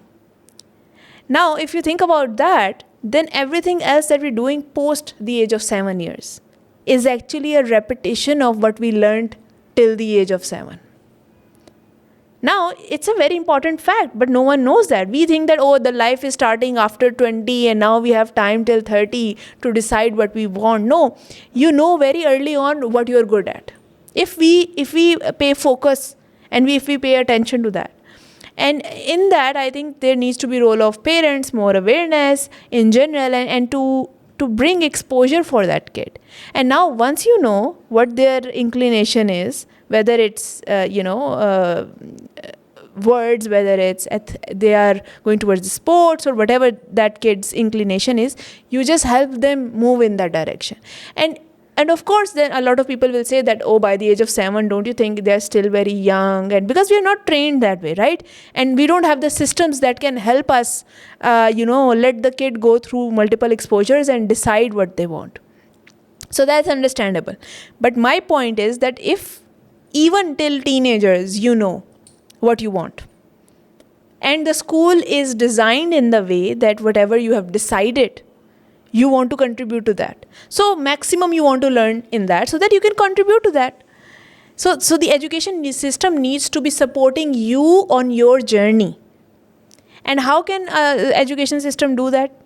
By making you go through a case study based education. So in Pakistan mostly, no one knows about case study until and unless you are going for medical studies, then only Aga Khan teaches that way of study, which is case study. So they teaches you through multiple cases for each student. They obviously they have different patients, their profiles, and then see, okay, what was their disease, and how did they overcome, and then they learn through that. Now, why case study is important and it's interesting, and why this is a better way of teaching than regular learning, and then you are trying to memorize stuff. Why case studies are better? I'll tell you. Because case studies are stories of real people. It's just like a film. When you read something, when you treat it as a very humane subject, then it becomes easier for you to digest material. It brings context to it. If it's just like some random paragraphs, you're told to learn, it becomes hard for you. If you're told that this was a story, an actual person went through it, and this is how this person resolved that issue, now you have the entire journey. So this way it becomes easier for you to contextualize and see yourself in those and learn from it, rather than some very loose theories here and there, and you will never retain it. Even if you read it, you're never going to retain it. So that's the difference, and that's something that the education system needs to adapt. I think that it's already there for subjects like literature and law, but not for sciences or anything else. How do you think it can be adapted in those subjects maybe? So in case of literature, let me clarify. It is there and it's not there. I mean, it's there in the sense that yes, you are interacting with a lot of stories, right? But are they making you learn or go through the journeys of great literary artists, poets? No. This would be a case study if they taught this way. Because the subject itself has stories, I mean, poetry and all this interesting content, no. The way it's taught, I'm talking about the research and the teaching methodology. So when we talk about the teaching methodology, it has to be a case study method, because then you can retain a lot of more information. So when we talk about visualization, visualization is not a subject where we say, okay, just because we have a few visuals, we are doing successful visualization. No, visualization is a process. It's a constant to and fro process. You decide that you want something, you sit with it, and perhaps you have to come back from it because it doesn't work. So think about visualization as a journey with your own self, where you are bringing clarity to your own thoughts. Our thoughts, it's like a jumbled up thing in our minds. We think 1,000 ideas in a day, but not necessarily all of them are good for us. So we have to learn to filter them, and we have to learn which one will move in the direction of the vision that we see for ourselves in the future. That's where the visualization comes in. So when you know where you are heading, that's when you'll visualize firstly in your mind. You'll sit down, you'll close your eyes, and you'll think about a version of yourself in the future. You'll see how they walk, how they talk, how they perform, and then you're going to reverse engineer from there. From there, you would know that, okay, if this is the end product, you have seen it vividly. And by the way, when you're doing the visualization, you can take help of some image that you think this can be you. It can be a physical attire that you can hold, or perhaps you can create a Pinterest board out of it. Sometimes it helps people to understand what the vision of this entire thing is, and it's great for corporations. CEOs rely on it. In fact, they see sometimes visions. Entrepreneurs do that. Successful athletes do that, even if they're like top athletes. Before going, they visualize their winning in the pitch, and they win. So there is a clear link with the more vivid your visualizations get to how successful the manifestation is going to be. So visualization is directly proportional to manifestation, in short, and therefore you have to become really good at visualization. Now this is again a skill in itself. You can't just say, okay, but I got a vision, this is what I want. No, it's not good enough. You have to feel the emotion of it. So if you see a version of yourself in future who is doing all these amazing things, what is that person thinking? How is that person feeling? You have to feel that energy now. You have to bring that energy in you. You have to feel that. And that's how it becomes real for you. Once it becomes real for you, then it becomes easier. You are halfway there. Because you have visualized it so in depth that now you have quantum leaped into your future. It's just like that you are here in present and there is a future version. Now there is a distance, there is time and there is distance, right? And if you quantum leap by visualization, by bringing that energy, by vibrating higher and feeling that energy now, then your energy feeds into your frequency. And once your frequencies are fed, which is on a very energetic level, you suddenly know yourself what is your next step to achieve that successful version.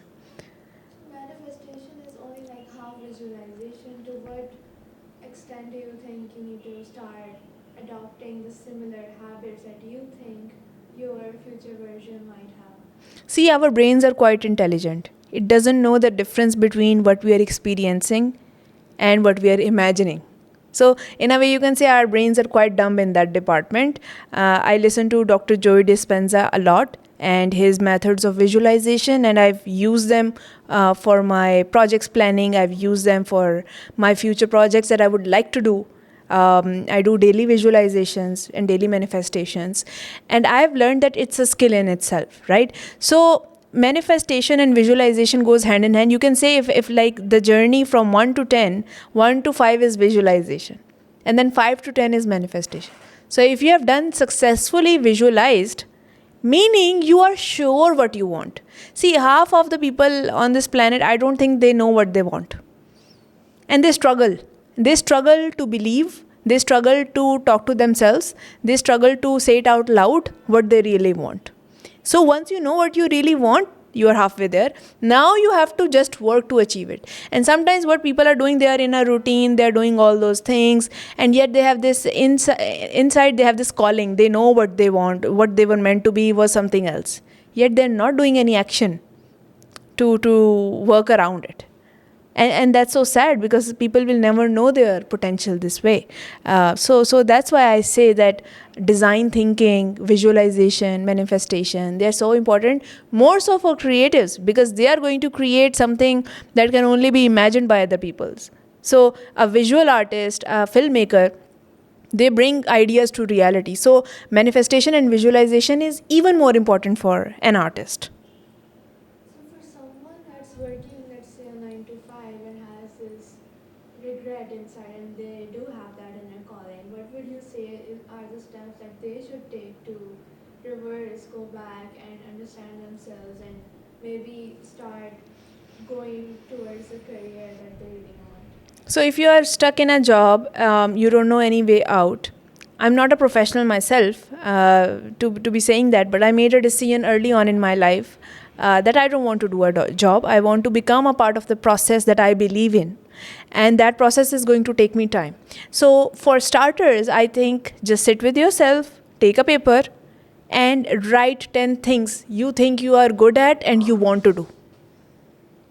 So once you have a list of the things that you want to do, things that you would like to do, you take it from there. You see that how important those are. Then you prioritize. Okay, this is something that I would love to do. This is not on my priority. It's as simple as that. And if you're already not doing that, then something is wrong. Then you need to think about quitting, but then also not quitting drastically. Think about the transition, think about your future goals and how your current scenario. So this is important. Don't let your mind, come into this decision making that, okay, now whatever you're going through, leave it. No escaping. We are not going into the escaping mindset. We are going to think, okay, we have visualized this amazing person, this amazing version of myself, which is in the future, who has achieved great things. Now, given my scenario, I am this person right now. What can I do one thing today that can take me one step forward to that person? It's like you're having this conversation with your future self. Okay, you are there. So what would you suggest me? And in this, obviously, you can take help from mentors, you can do a lot of research and all of that. But I think our brains are so intelligent, they know. They know what you have to do today. So you can take inspiration from other people, but your brains are the most intelligent and they can also be the most dumb because they don't know what is reality and what is imagined. So we have to make a use of it. So for any person who wants to do the manifestation, the first step is visualization. forget about the manifestation. You have to really think about how to bring your ideas to reality. And for that, you have to sit with yourself. You need to have those awkward moments. You need to have those hard conversations with yourself. So sit with yourself, close your eyes, and think about a version that is very vivid. It should feel very real. It should not feel disconnected. It should not feel that this is something that you cannot achieve. It should feel like this is a version that definitely exists in the future. And for that to happen, you have to perhaps sit with a paper, you have to write on it what are the 10 things that you would want to do or you are doing and you love to do, but haven't been able to channel into something bigger. So these are the hard questions that you have to ask yourself first. And once you are comfortable with yourself, because most of the people will not have this audacity to sit with themselves. They can have this audacity to go to 9 to 5 and give all their life to someone else's vision. But they won't have the audacity to give themselves some time and space to actually do the hard work of getting to know yourself. We all say that this person didn't find the time to know me. We get offended. We get offended that why our friends don't want to know us. We get offended when someone is not giving us time, the due attention that we think we deserve, whether it's a formal discussion, whether it's with friends. But how come we never get offended on this very idea that we are not able to give ourselves those time? We need to be more offended on this. And in fact, we need to work aggressively on this. We need to be very selfish about our time and where we put our time, because time is all we have. So when you sit and give yourself this time, don't think that, okay, you need to come up with an answer within this time frame. You have to just sit with those ideas, whatever chaotic ideas that you have, and just think about a version. And this is the thing about the vision. Why we say it's a vision? It just comes to you. You don't have to construct something that is quite luxurious, that is quite glamorous. No, it just has to speak to you. You have to close your eyes, and 99% of the time, the version that you would want yourself to be, it's already there in your mind. You don't have to create that version. However, I can debate that you can actually 10x or 100x on that vision, very vision that you saw, and make it brighter, bigger. Because perhaps that vision that you're seeing, it's a blurred out vision. It is there, you can almost see it, but it's not that great. So how do you make it great? You have to work on it, you have to scale it up. You have to think, okay, if I'm thinking about writing one book, perhaps I should think about writing 5 books in the next 3 years. This is where the ambition comes in. But if you don't even know that you have to become a writer, how does one even channel your thoughts? How does one channel even their skills? So the first step is you get to know yourself. You see that blurred image. You try to clear all the fog. And then you scale it up. Once you have that scaled vision in you and you visualize it, now you have to create a visualization board of it. Now, what is a visualization board? Visualization board is a collage of different images that you find on internet, perhaps you can find on magazines, and then you put those things together and now it becomes more real. Whenever you forget what your vision was, you can always come back to it. It becomes a reminder that this is who you are. It's just a proof for yourself. No one needs to make any sense of that. Only you need to make sense of that. And that's the beauty of visualization. Now, once you have there and you constantly see this image, you can do this while you are sleeping every night, before sleeping. That is a mode when you are half asleep, you are half subconscious, your mind is trying to relax. You can see that beautiful picture that you painted for your own self. It's in your mind. No one has to see it. And it's a goal. You don't have to share with anyone. It's just yours to see. And it's yours to believe. So if you don't believe it and if you get rid of it, then it's your loss entirely. It's no one else's fault, basically. So these are the 3 steps that one has to do, and never put this on anyone. It's your own fault if you're not following it through and if you think that this is not good enough. Because obviously the struggles are going to come in. And one tip that I would give for anyone who is trying to visualize, don't just visualize the pretty parts of it. visualize all the struggles that you're going to go through it, because that actually preps your mind. So let's say if you're seeing only the beautiful picture, this person that exists who is not facing any issues, and once that some little thing comes in your life that is becoming a struggle for you, then you are like, okay, this manifestation is not working out for me, this visualization is definitely not working out for me, because you only prepped your mind into thinking that this beautiful version exists on the other end, and I'm going to quantum leap into that based on this fact that, you know, it's just going to be easy. No. Think about all the struggles that your future self that you imagined is going to face. Now you have to visualize them as well. And then visualize, and this is how you get better at visualizing. You have to then visualize your future self going through those issues successfully. Think about 10 possible struggles that can come to you if you want to, for example, become a great writer who has to publish 5 books in next 3 years. Then what are the issues? Write those 10 issues, because there are going to be issues. We live on planet Earth. Every human being goes through issues. So you have to write those issues. Now you have to create 10 different versions of you, of that self, that are going through those issues. Now once your brain is prepped and, you know, its defenses are not up, it has let its defenses down, because the mind doesn't know if it's reality or if it's imagined. So the mind is already prepared. Now mind knows that these are the struggles that are going to come in. So don't feel that, you know, something is happening to you particularly. Now your brain is prepped, and then it becomes easy.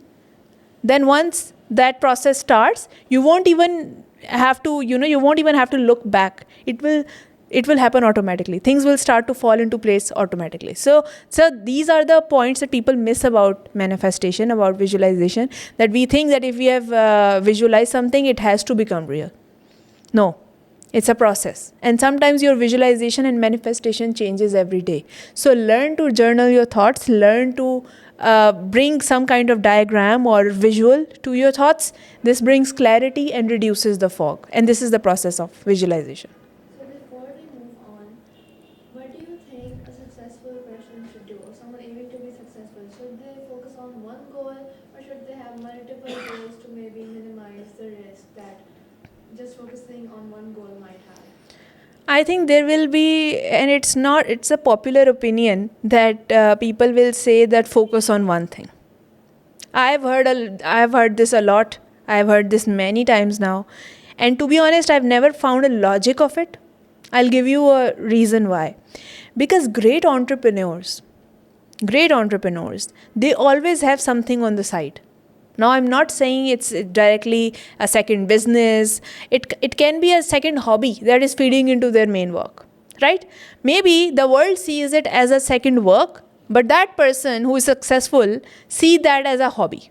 Now, it's a change of perspective. What I would debate is, don't think about goals. Think about loose ideas that you want to achieve.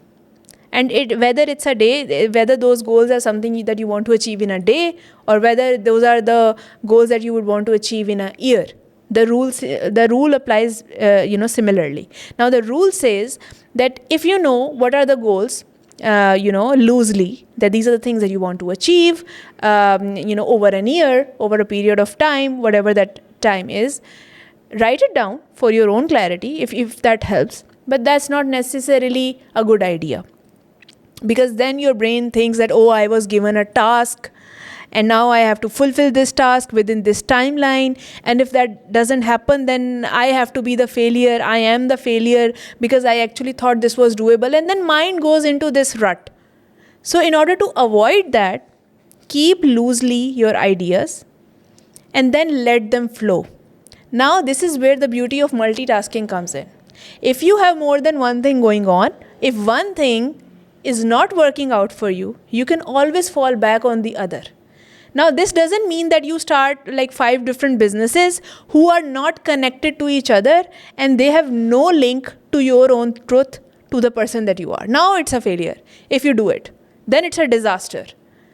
Make sure you are thinking about a roadmap. So on a road, if there are 5 things, they all need to be on the same road. They are all linked through one road. That's why it's called a roadmap. I'm not talking about a mind map. I'm talking about a roadmap. Now, the roadmap means that in your mind, you know that this thing is going to feed into that, and then that thing is going to feed into this one. In your mind, the roadmap is already there. People will not see it. People can't see, and people won't see the logic behind it, but you have that in your mind. And that's the important thing. No one needs to understand it. Now, a roadmap, how you design it, it's very simple. As some CEOs, some entrepreneurs, how they do it, it's because they have a mindset for monetization, they have a mindset for innovation. They say that, for example, I can share my own experience. I got interested in stories and writing words that matter, basically. So I was like, how can I monetize that? How can I create meaning, or how can I do something around it? Like, I'm this person who loves to work with words that matter. What can I do about it now? Now someone can say, okay, but you are an artist. Why are you not in your studio and you're not painting? And someone else can say, okay, I saw you at a conference last year. Now why are you not doing conferences anymore? Suddenly there is a disconnect. So should I just get blunt, and should I just say, oh, but you don't understand me? No, this is not a good answer. The real answer to this is, in my mind, it makes sense why I'm doing what I'm doing, because it's planned, because I know what is feeding into what. And just to give you an example on that is, first of all, I write my words. I read what I would like to become, because words make us. So I understand the value of words, so I go and I read. Okay, first thing is done. Now, if something inspires me, I see a loophole, I say, okay, what if something was done with this mindset, but it's not written yet? Now, suddenly I got an idea for a mini script, for example. Now I think about, because I have skill in video, I have skill in art, I have a skill in some fashion stuff. I say, okay, how can I then use this material into a bigger project? Now this is a pipeline. That I have figured out for myself. How one thing leads into other, and then further.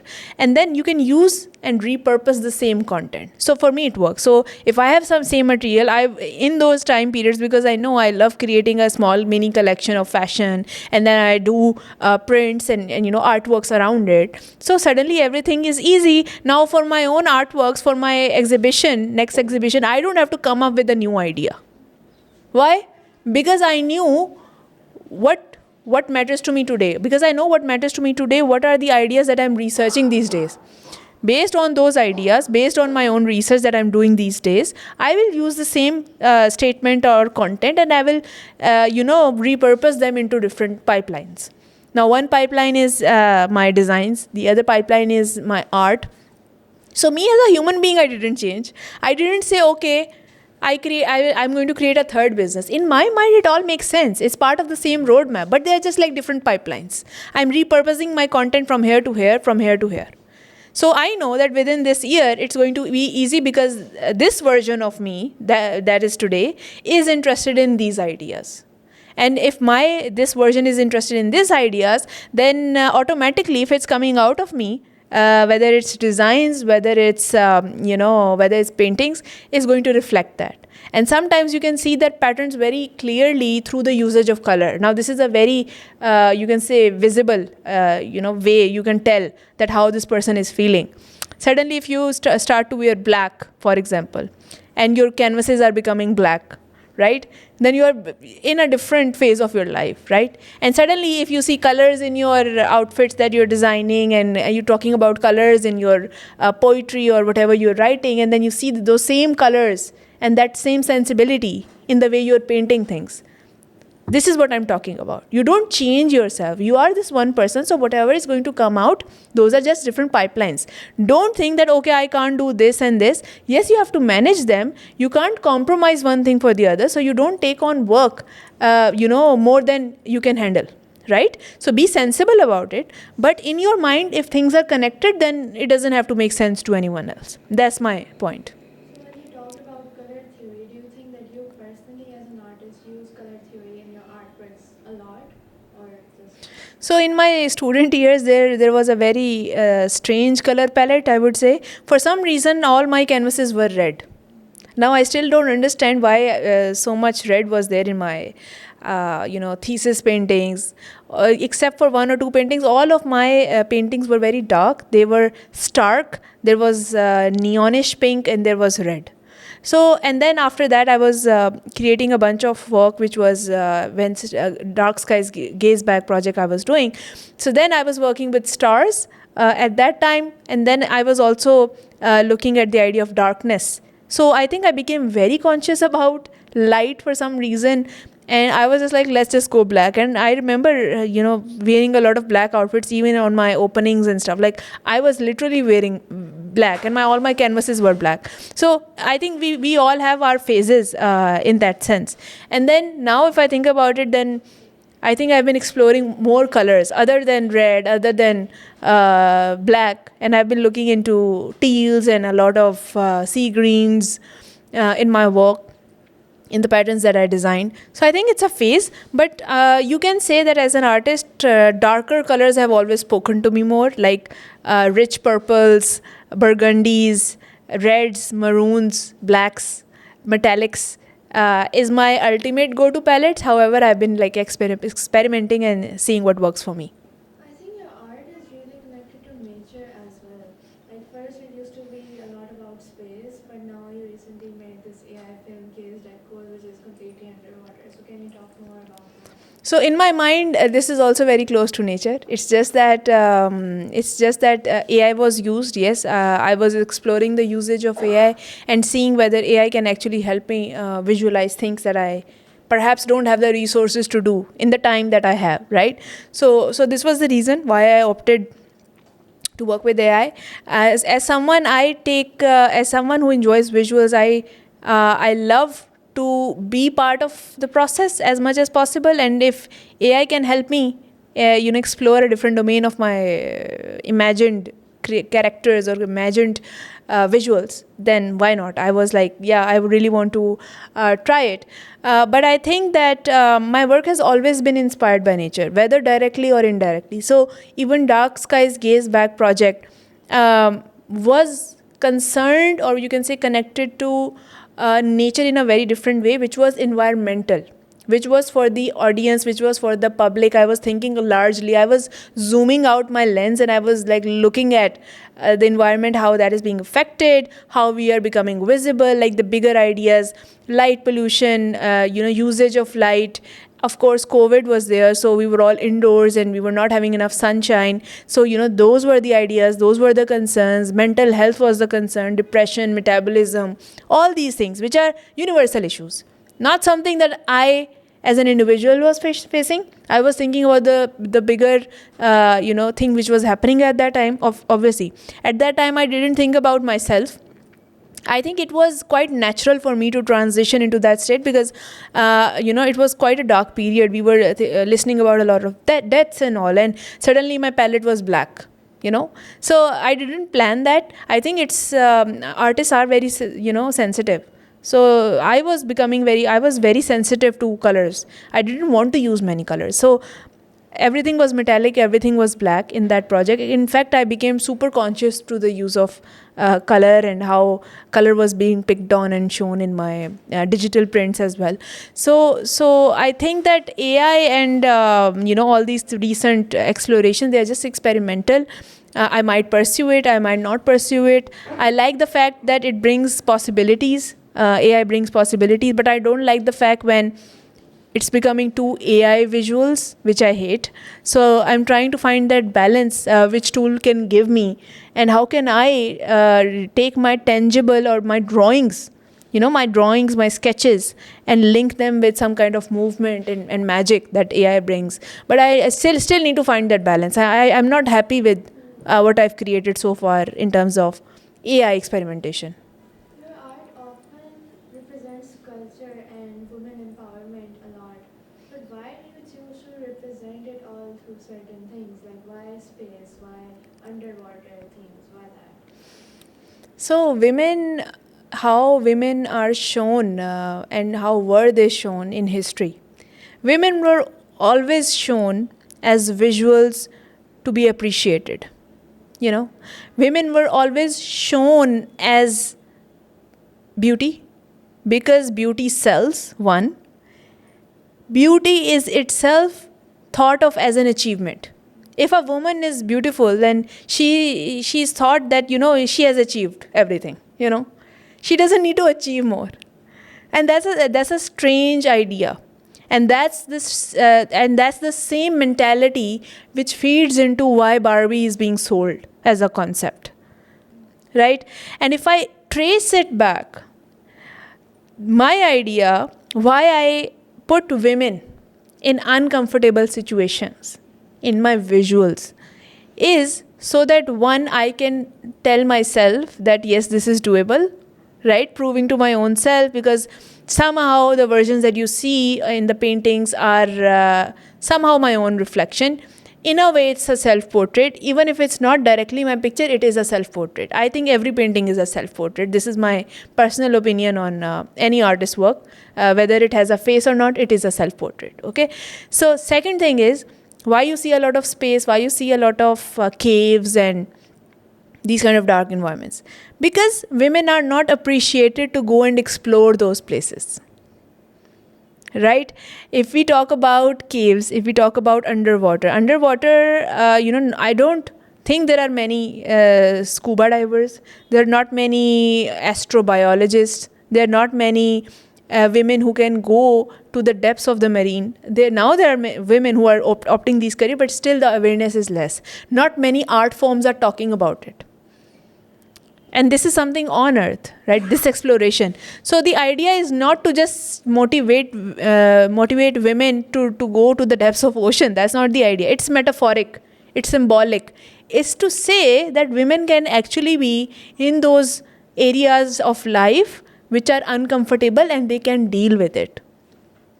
It's just to create that metaphoric or symbolic reference. And that's why, because I worked with NASA, SpaceX, NASA Gene Lab and their scientists, personally have contacted a lot of people for interviews, especially Dr. Tara Rutley, who is now chief scientist of Blue Origin.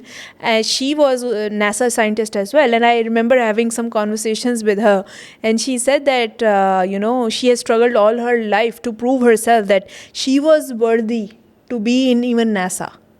And now she's working with Blue Origin, which is a very good new company, new initiative for space. But even in NASA, she had a journey. She had to prove herself. And then she took on some initiatives related to marine biology and just to say that, okay, I really want to do it and I can do it. So, I mean, it's not about a South Asian woman anymore. It's about women in general, and they have to prove themselves that they can actually go and do it. And then we talk about the space flight, the space exploration. There are not many women astronauts. And there are white men who are astronauts and not many women. Not even white women as astronauts. So the idea was to do the very extreme, to bring South Asian women. For us, space sciences is like far off. When we talk about NASA, then people say, oh, but we can never relate to those ideas. I wanted visuals that can at least start those conversations. I'm not saying these are relatable. I'm not saying my visuals are relatable. But to make them a bit relatable, what I did was, those were digital renditions. They were digital painted. I used references from truck art. I used different cultures and their meanings. Like, I created an entire series called Shared Space Culture. And the idea was, there is this shared space, which is the literal meaning of shared space. And because space is still not explored, we are not in space. We are thinking about how to habitate the space, but we are not there yet. So we can think on a blank canvas how that space would look like for all the cultures. I mean, on Earth, we have all these demarcations, we have all these cultures, we have all these boundaries, we have map going on, and we know what are the boundaries for each countries. The culture here is different, the culture here is different. So how can we reinterpret space?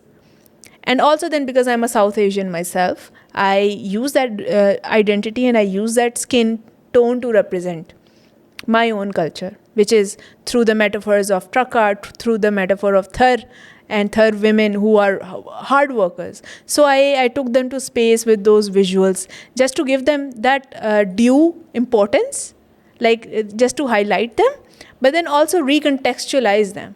So the idea was that whoever is seeing these visuals, they get a hint, this almost like a deja vu, like, okay, I've seen this visual somewhere, but something doesn't seem right.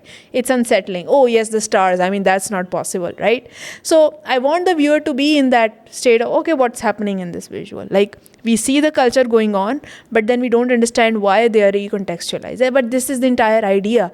You have to have that starting conversation. Now, my art is supposed to create that starting conversation, this almost like a third space where people can come and talk about this issue and say, oh yes, this is definitely something that we can talk about. If we can see it, then we can do it. So I think it's the same. I'm visualizing for the entire South Asian women in general. I want them to see this vision so that one day some girl can be inspired and she says that, yes, why can this business not start in space? I want to create visuals that are a visualization for everyone. And if not everyone, for a selected few, because in South Asian culture, we don't get to see such futuristic visuals. We only see very traditional stuff. And we say, oh, this is relatable because it looks like buildings are torn down, and it looks like Sadar, and it looks like, Empress Market. So this is relatable for us because this is Seaview. No? This is something relatable. And how do you create the relatability? That's my entire question. So if I take those women, the real women of different cultures, and recontextualize them in a space environment, then at least their brains will think that this is possible for us. And then from there, the conversation starts, okay, but then is there a system here or no? But those are the questions for the later. I want it to be a communication or a dialogue initiator, my art. And this is the entire reason why I started this project, and it's an ongoing project.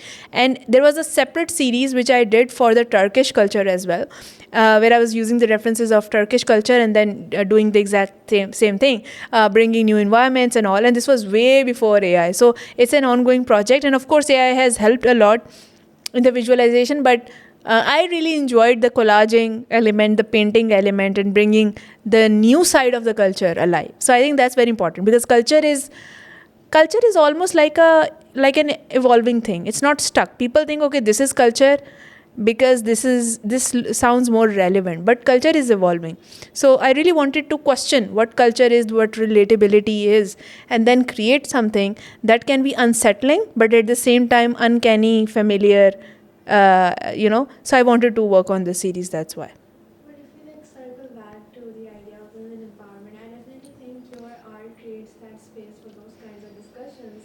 But I feel like there's always narrow-minded people that don't take it that way, and even for famous actresses like Emma Watson, whatnot, there's always that one reporter that asks them very desensitive questions, and they're like, oh, what's feminism? And they try to annoy them and just create this meaning that feminism doesn't just mean equal rights. So why do you think that is, and how do you think we can continue to keep pushing against those kinds of people and that kind of narrow-minded thinking?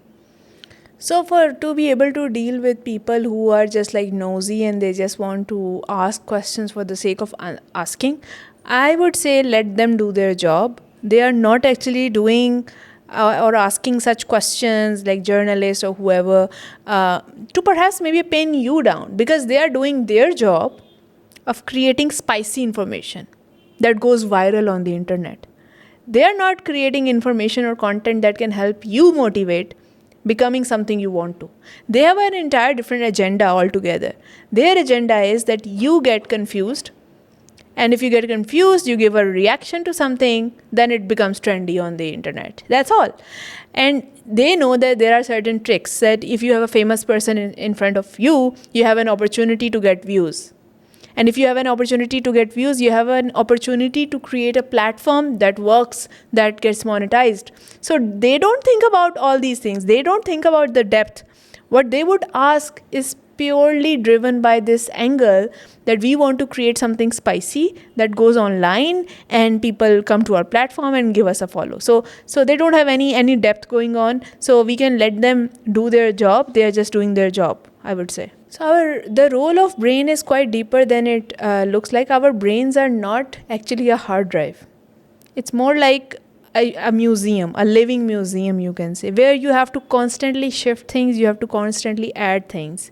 Just imagine there are 86 billion neurons firing thoughts. So you have the opportunity there. Our neurons are firing thoughts all the time, and that's why we get overwhelmed by our own thoughts. Even if there is not a stimulus, there is not an external stimulus around us, our brains are enough to create that overwhelming effect for us because we are thinking so much. Now just imagine the overall possibility to reimagine, redirect, and reinvent your thoughts. Because I think human brain is the most underestimated resource that we all have. We don't know the power of it. And in order to do that, we have to first think about the way our thoughts are aligned. Once our thoughts are aligned with our vision, let's say the daily thoughts you're thinking, 86 billion neurons are working. Now they have a direction. Now they have a very clear direction where they need to put their ideas at.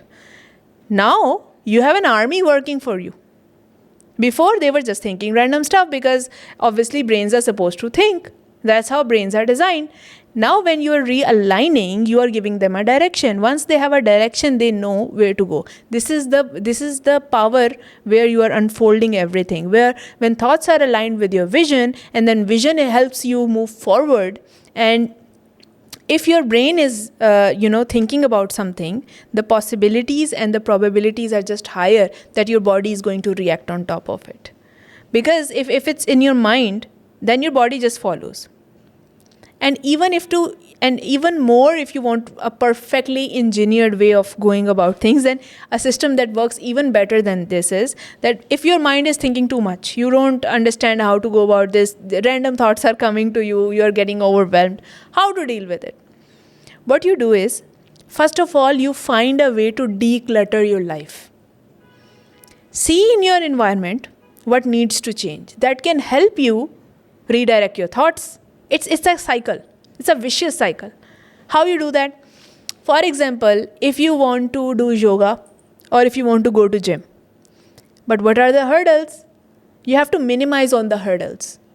And you have to create more reasons for the success. You have to create more reasons why you need to succeed. The big why, you need to have many whys. Like if you want to go to gym, why? Not just, okay, I want to be fit. No, this is not a good enough reason. You need to have many whys so that you can come back to it again and again. Second thing is, you have to see if your environment, if you say, okay, I'm not going to go to gym, I'm going to start workout at home. So what is the struggle? Struggle is you have to go and pick your mat, you have to go and pick your weights, it's in another room, this is in another room, and then your outfit is in some third room. First of all, create an environment where everything is at one place. Now the struggle is less. Now, when you think about all the whys and why you want to achieve it, one, the struggle is less, so most likely you are going to do it. Because it's easier, it's decluttered, your life doesn't feel like a bigger hassle, you have created less struggle for yourself. Secondly, if you are trying to quit, you have enough reasons. So it becomes easier. So I think this is the way you overpower. Now, when the body is given enough room where the declutter is less, automatically when the body moves, brain gives a signal, okay, this is happening.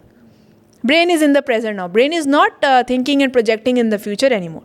Brain is like accepting. Because brain, I told you, brain can be dumb and brain can be the most intelligent. So you have to see what works for you. So it's like this relation between body and mind. If you understand how it works, then you take the command. We think the brains are the thinking systems, but our bodies also have the brain of their own. And if you move your body in the direction of your whatever goal that you're trying to achieve, wherever you want to go, then the brains follow. So it's like a constant to and fro process. In fact, I actually use this process, or I've discussed this in my recent research that I'm working on. And it talks about how different ideas, now this is not an easy idea because there are many things, many researches, many inventions in biology that I got inspired by, cellular biology and then the way immunity works. Very deep topics. And then I thought, how can I create something in my language, in my medium, which is art, which is paintings or videos, to talk about those in a very layered manner or maybe direct manner. But then it's not that easy, because hardcore facts, you have to create fiction out of facts. It's not easy. How do you balance? Where does it end? How do you call it a documentary? Do you call it a film? All these questions you get in your mind as a technical process of the work. So I've researched a lot, and in those researches, actually I've understood a lot about the brain, how it functions, how our the certain centers, they open up and they move in that direction because we have allowed our environment to help us. Most of the times when people are unable to achieve their goals, it's because their environment is decluttered. It's cluttered and we have to declutter it. So most of the times it's because of that. Once the access is there, you don't have to do the thinking. Your default mode gets on. It's just like breathing. We don't have to make an effort to breathe.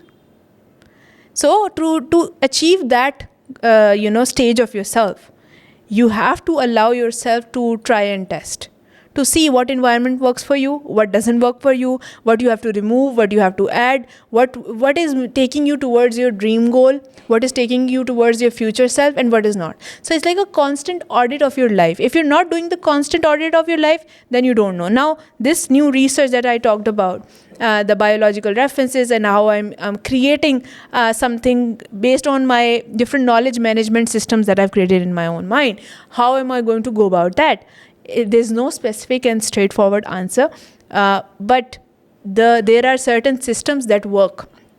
Now, because I understand that knowledge is accessible, knowledge is everywhere. So who is going to win in this decade or next generation?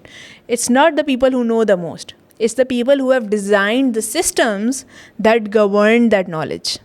So I'm making those systems for the things that matter to me. Now, how does one create a system? A knowledge management system can be designed keeping some principles in mind, very basic principles, and then it depends on how you want to address it. One way to do it, it's the roadmap, how you think about one thing leading to other, and then you reverse engineer on it. Other people do some mind maps and they're like, okay, we get this visual, what we're trying to achieve. Now let's focus and filter more and see what works. Then the third way how you go about this is that you create almost like a listicle, which I think is the most simplest. Anyone can do it. Create a listicle and try to, stay very goal oriented. The only issue with that is that our brains are now firing a lot of defense mechanism. They're just like, why is this listicle created? And it, in fact, our brains make an effort to stop us from achieving it. Now, suddenly, if you have a list, what would be tempting for you? The tempting thing would be to just on the music and sit. Because the brain is in a hyper state. Brain is like, why you are putting so much pressure on me? Why you are telling me to achieve this in this time? I am not ready for it. So the knowledge management system, how they work at their best is when you allow yourself space and you do the deep work. Deep work is when you give yourself 20 minutes time or 30 minutes time, and then you don't let your brain overpower you. You say that there is a code that is fit in me, that is going to work, and then you just work. You think like you are a robot who was given one task and who is just going to work. You're not going to think. You're not someone who is allowed to think. Because once you start thinking, then thinking doesn't stop. So knowledge management system, they go hand in hand with your deep work. They go hand in hand with all of these things. But keep in mind, don't try to create a very specific listicle or goal, because the only danger with that is if you don't achieve it, then you're going to feel like a failure, and next time most likely you're not going to do this. You're going to waste your time. So in a day, try to do 2 to 3 hours of deep work. So a few sessions of deep work within those 2 to 3 hours.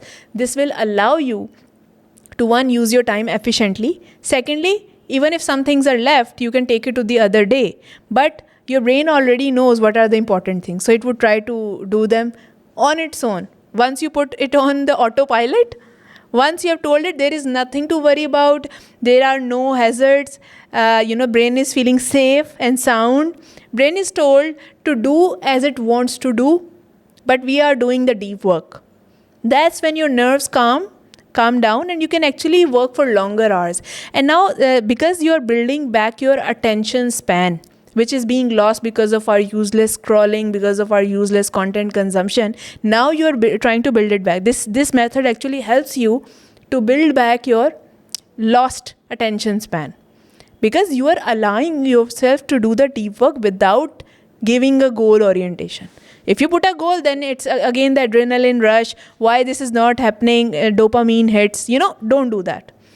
Keep yourself focused for certain sessions and then see the result. You don't even have to put it on the brain, I need to achieve it. No, you are just telling the brain, let's enjoy this task, let's appreciate and be grateful that you are alive, you are feeling safe, and just be grateful. And then with that mentality, when you're giving time and interest to that task, then it automatically things will happen. You don't have to think, things will happen for you. Okay, so when we talk about the way space operates and what are the projects that can govern the space, because space is a very scientific field. Most of the people think that there isn't much that can be done when it comes to cross sections of space, art, and technology. But one of my projects actually taught me that this is in fact doable, and there's a lot of potential in pursuing something that is relevant to a scientific community, and it's also relevant to a very creative community, and also relevant to social impact community. People who think that it brings some message, it brings some social impact, or it can address the bigger issues of the world at large. So you can do all of these things, or at least try to cater to all these different fields. So the project that I worked on related to James Webb Space Telescope was in 2023. I was researching the entire journey of the telescope, how the telescope was made, because before that there was Hubble telescope, and Hubble telescope could actually record certain things but could not record certain things because of the resolution limitations that were on it.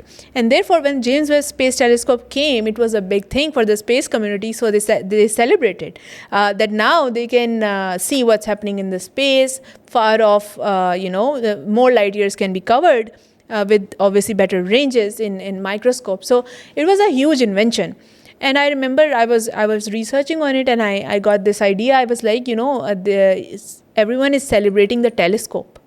Everyone is celebrating the kind of images the telescope can make. But what about the journey of the people who were actually have been working on the telescope itself, and the way the journey has moved on from the prototype to the final thing when it was launched in the space. So it was floating in around the Earth, but how was it made? How did that happen? So I started researching on its overall journey, and I got inspired. I was, seeing the facts. So I created a very surreal-looking artwork, almost symbolic of the prototype. There was a robot. At that time, there weren't robots, but I added a robot because I foresee where it's moving next from here. But then also talking about where it came, where the idea was originated. So I was, in a way, giving tribute to the community of James Webb Space Telescope and people who obviously made it happen. So I think it was a huge thing. I created that work of art in collaboration with Dr. Tara Rutley, and she gave her voice to that artwork. And we later on, in collaboration with Project Mallet and NASA Gene Lab, Dr. Joseph Bogue, we actually sent that to space. And that was a huge milestone because Project Mallet 2 was heading to space. So the artwork went to space. Now, what is the need of sending an artwork to space? Someone can actually ask this. And I've been asked this a lot. So one thing that we need to understand is when we send stuff to space, this in itself is a huge achievement because we don't just send anything to space. It's very calculated. Now, whether it's some experiments from NASA, whether it's music, whether it's some digital file, we're not sending off stuff that is useless. So they do keep this almost like a quota for each department. Like we have to send something creative, we have to send something related to healthcare and advance that, we have to send something for chemical engineering, we have to send something for by young students who are working at NASA who are developing something new. So we have to keep like a balance. And they sent projects which have a potential, and they saw that I've been working on a very research oriented project which is like space art series, And when they got to know more, Dr. Joseph Boger and all these people who were in charge of designing this CubeSat in collaboration with Ice Cubes and sending it off.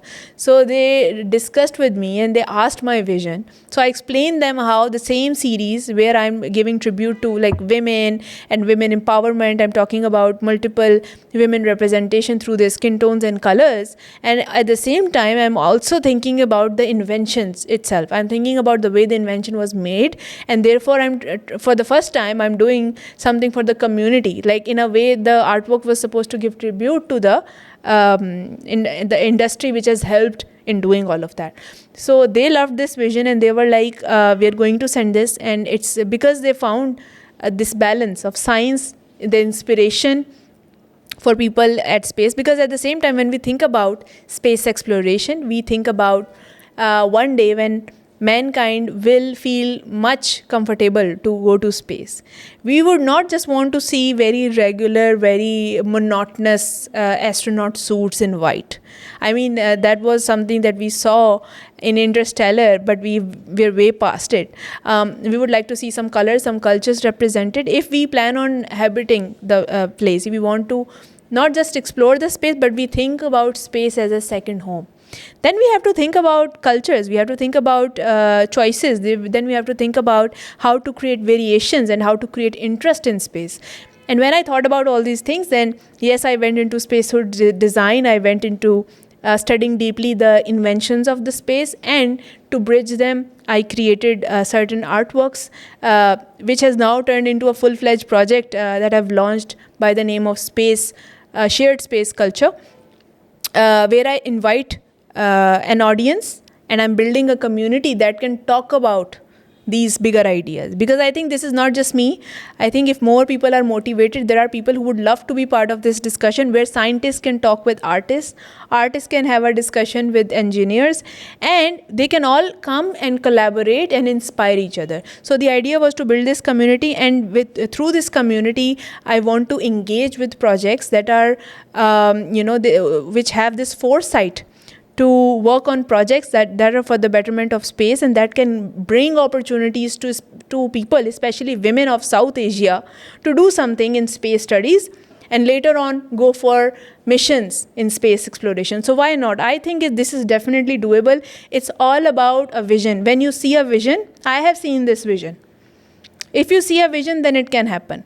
And now it's just one person. I have seen this vision, but I think this is definitely doable. And if there is a community that is supporting this initiative through motivational speeches, through artworks that show that, through discussions that motivate and encourage more women and young girls in school on that, then this is definitely doable. So it starts with an engaged community, and once we have an engaged community, we can do bigger projects. So you know how a simple visualization can lead you to something bigger. I think I've learned this, staying and working on this project has made me realize that this is definitely doable. And I would love to create opportunities where not just artists, but very specific subjects within the science, like someone working on marine biology, the knowledge that they have, because they work on the sense of weightlessness, because we are floating in water. The same sensibilities apply to someone who is in the microgravity environment.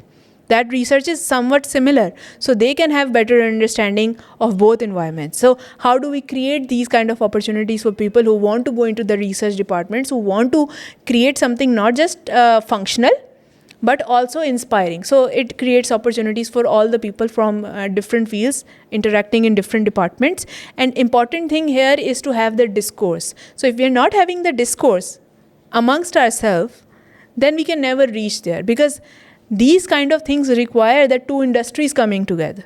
Science community appreciating art, and art community appreciating science through the lens of space. And then we can create more technical grounds where the real ISS, which we already did through my last project, we were in contact with the International Space Station, which was also connected with the metaverse. So we could link our research and we could upload it directly to International Space Station, and we could speak to the scientists and astronauts who are at the International Space Station, and they can actually join in our sessions on metaverse and give lectures to someone, let's say in Saudi Arabia, or places where science initiatives are not taking the first seat. So we are making those bridges and trying to connect the audience that can appreciate in much depth, basically. Do you think it's possible to introduce this kind of thing in public schools as well, like interdisciplinary education? The only concern that public schools have when we say that let's add space sciences, they are like, but what are students going to do? When we teach them space sciences, what kind of jobs they're going to get? My question to them is, what are students doing after learning physics? They are not becoming scientists. They are not doing anything with the theory of relativity or word problems or something with algebra. Algebra is useless in my sense, although it has uses, but for most of the students. And then chemistry. So they can be taught space sciences. Why not? Space is so inspiring. It's a better subject. So space law, spacesuit design, space medicine, everything, all the different fields that we have on Earth, they are going to be applicable for space. So imagine how many subjects there are: space architecture, space law, space medicine, space nutrition. Everything is different. So something to look forward to, definitely doable. I think we should be doing this.